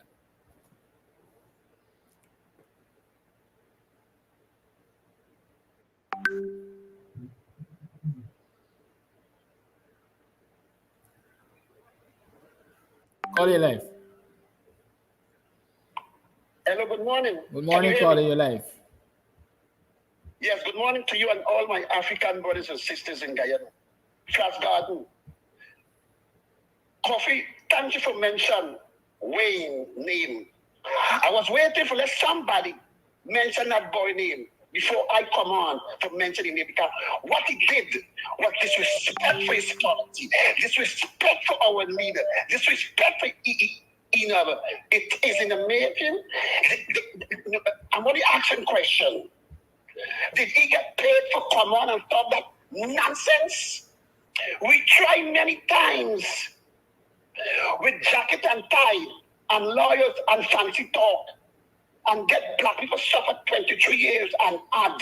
This time we're supposed to try with a politician, a strong politician who knows about politics and politics. A man who gave up his youth from since 1972 and stayed with PNC, bring young people, educate young people at the university, and never run away to Guyana. But those who run away go tell black man in Guyana, don't vote. Because you know why? Because they want to be punishment black people. I like that tape. And what again was played by the tape? What is your problem in your neighborhood or your village? You could benefit from it. And is that what all of them doing in America, Canada, and England? Benefit from black people punishment. You go to that girl, Melly Mel, shame and disgrace. Stay in your lane. Stay in your lane. I will not work hard. I'm still working hard. To you, Mr. David, I'm advising you, stop doing what you're doing. God already sent Abinatu. Don't poke somebody else to cause corruption, to get people confused in Guyana, and then the next year, no, the Cody man win and let black people for punish again. Stand, you go. I get a chance to tell you, I did not believe what you said, but You ain't believe Sarah Duncan is serious. My God. When a person come out for said, hey, I'm going to run for this leadership, they're serious. They have to talk to their family first. They would not fool their family and fool people like Flash Garden for buy them and vote for them. That is an excuse. Again, you tell to one outside there, but thank God, God tell Coffee to mention it. If you sit down with the leader, Flash Garden calling all the time for Abby Norton and WPA to sit down and talk and get things rolling, and you always say, yes, Flash Garden, we are BNC talk, but I believe we should get more. Now you find for sitting with Abby Norton, and you will tell me that you began to get permission from Abby Norton to come out and tell we that yes, you and the leader sit down and talking. Come on, Mr. David, you're bigger than that. Don't make certain things remove you from what you stand for now. You don't have to ask Abby Norton for say yes, I sit down with the leader, but you don't have to say what you sit down and talk about because say yes, we have a talking. Or before you leave, what I would have done, Flash Garden, Bassman, can I announce on the program or any program that me and you have a discussion? Abby Norton would have said yes. Come on, Mr. Abby Norton. Come on, Mr. Andy David. And you allowed your Wayne to talk all the good things about what Mr. Nigeria used it. I'm not dumb in Nigeria. I know about politics and politics. Do what band together, good and bad. If you allow him to talk about the good thing what Nigeria used, allow somebody to talk the bad thing what Nigeria used. I'm glad what Mr. New Jordan said. Before you want give and talk what you want, this is the let's see. Hey, let the machine tell us first how much vote you got. I love that talking. We got to focus on what God blessed you with. And I'm saying it again. And when you challenge me, said, Flash Garden, oh, you know, Abby Norton said, oh, you know, God and Abby Norton said, remember the word God. Let the light shine before men, that they could see good works and glorify the Father which is in heaven. And I said, Abby Norton, light shine before his black brothers, sisters in Guyana, voters and members, that today, that they will vote for him and give him that opportunity. And I always use the word, let us trust and then verify. Do not verify and then trust. And black people, some of us, do that nonsense. I look up to Call her up. And I will respect Wayne anymore for the nonsense he come and talk as a young liar. Shame and disgrace on you. Thank you. Have a good weekend. Thank you for your call. The lines are closed. Y'all don't call me, please. I got a voice note. I will play this one finally. Hi, good morning, Mr. Amsterdam. I would just like to put in my 2 bits. As you likely said this morning, that we don't support our own, and that is true. And Guyanese, especially black people, got to understand that the Chinese, them just bringing the stuff from China, and they getting duty-free concession. So when they bring in these things cheap, they can't afford to sell it cheap. But when the black go to the dealers, they have to pay the full price. So you got to expect them to put an add on the $1 or $2. So we got to start supporting we own and forget about the Chinese them. And another thing, every black person should come out and vote on election day. Make certain we either vote for APNU or WPA. If you're not voting for AFC, show your weight behind WPA and APNU. That's the way to go. Because I won't say I don't support the AFC because we need their support too, but the black people should focus on that. And another thing, we got to learn to unite with each other. And that is what we don't have. As soon as a brother make a doll and looking good, we try to cut it down.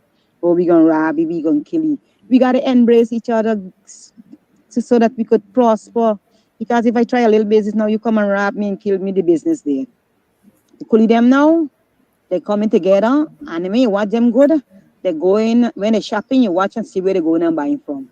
They're matter in, no matter if they think small, big, whatever, they're going to put the dollars. So we got to put we dollars in we own people pocket. So when the time come and they need we support, we need the support, they won't hesitate to give the support. So fellow Guyanese, African Guyanese, Indo Guyanese, the way it go is to we gotta unite and vote this government out. This government doesn't mean anything for us.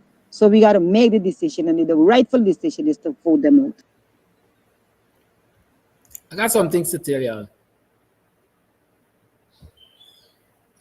Y'all abuse me too. But well, I don't care. I speak my truth and I speak it loudly and clearly. I don't care. I would like to get political office to serve you, but it doesn't determine whether I breathe oxygen or not. And so I can tell you the truth. Y'all stop behaving as though one person worked hard in this country politically. Aubrey Norton is not the only person who's worked hard politically in this country. There are lots of other persons who've been working hard politically in the forefront and behind the scenes. Let us not use that as the only criteria for Aubrey Norton being given the opportunity to lead this nation. I have no problem with Aubrey Norton leading this nation.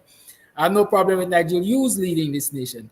I have no problem with David Hines leading this nation. I have no problem with anybody of a ethical standard, high ethical standard, I dare say, leading this nation. Even if you got a low ethical standard, as long as you're willing to ensure that Guyanese get the benefits that they deserve in this society, I ain't got no problem if you lead this nation. We can't continue to make it look as though others have done nothing. Others have done a lot of work too. But the thing is, you can only have one leader. At least one quote-unquote maximum leader.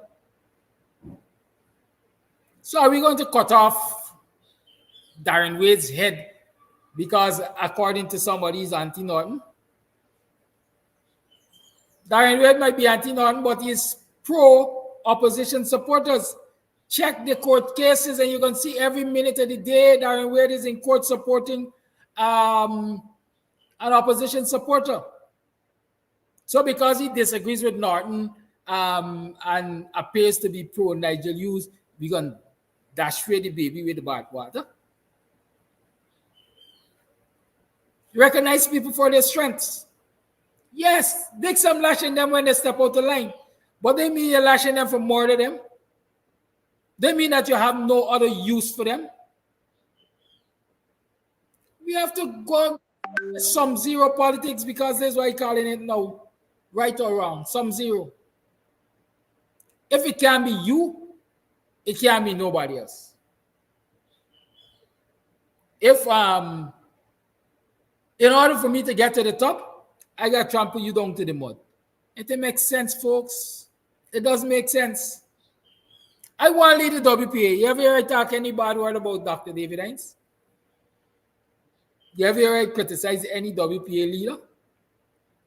We all are human beings. Every single one of us got our faults. Every single one of us got our faults. Some people, let me not even go there. Let me not even go there. Many people reach me and say, Mr. Sam, you just work hard for Dr. Hines and the others in the WPA look good. You think I'm going to let it jump to my head and make me challenge any of them for leadership?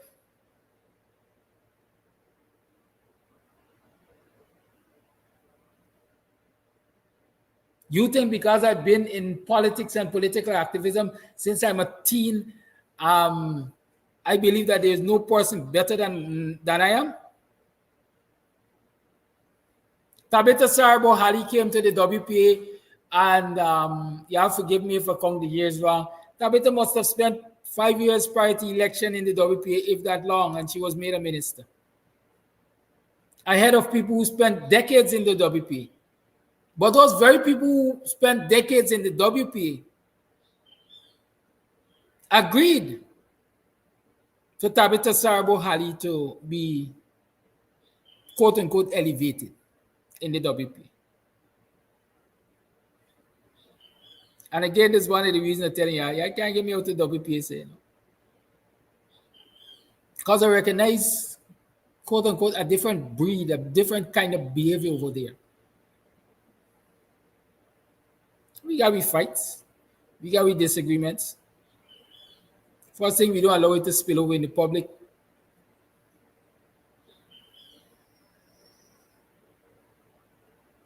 Because we recognize, most importantly, we are in this for the benefit of the people to start with. We're going to benefit too. We're going to benefit too. Definitely they got to get benefits for us too. But is it about individualism? Is it about ego? Is it about personality? Or ultimately it is about what can we do for the betterment of this country? People have to start seeing that. I ain't got no problem with Flash liking and preferring Arinan. I got a problem with Flash believing that because Darren Wade doesn't support Arinan, Darren Wade is good for nothing. The people who Darren represented and represents in court will tell you that he has done for them and he has been working for them. I usually hear Dr. Hines referring to him as the hardest working opposition lawyer. Right?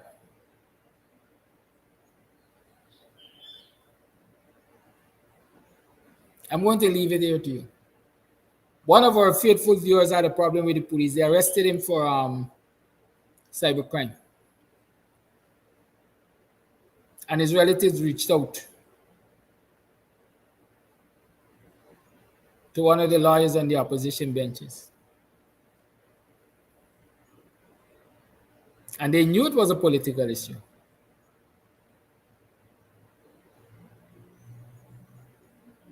They were told that they need to find $1 million up front.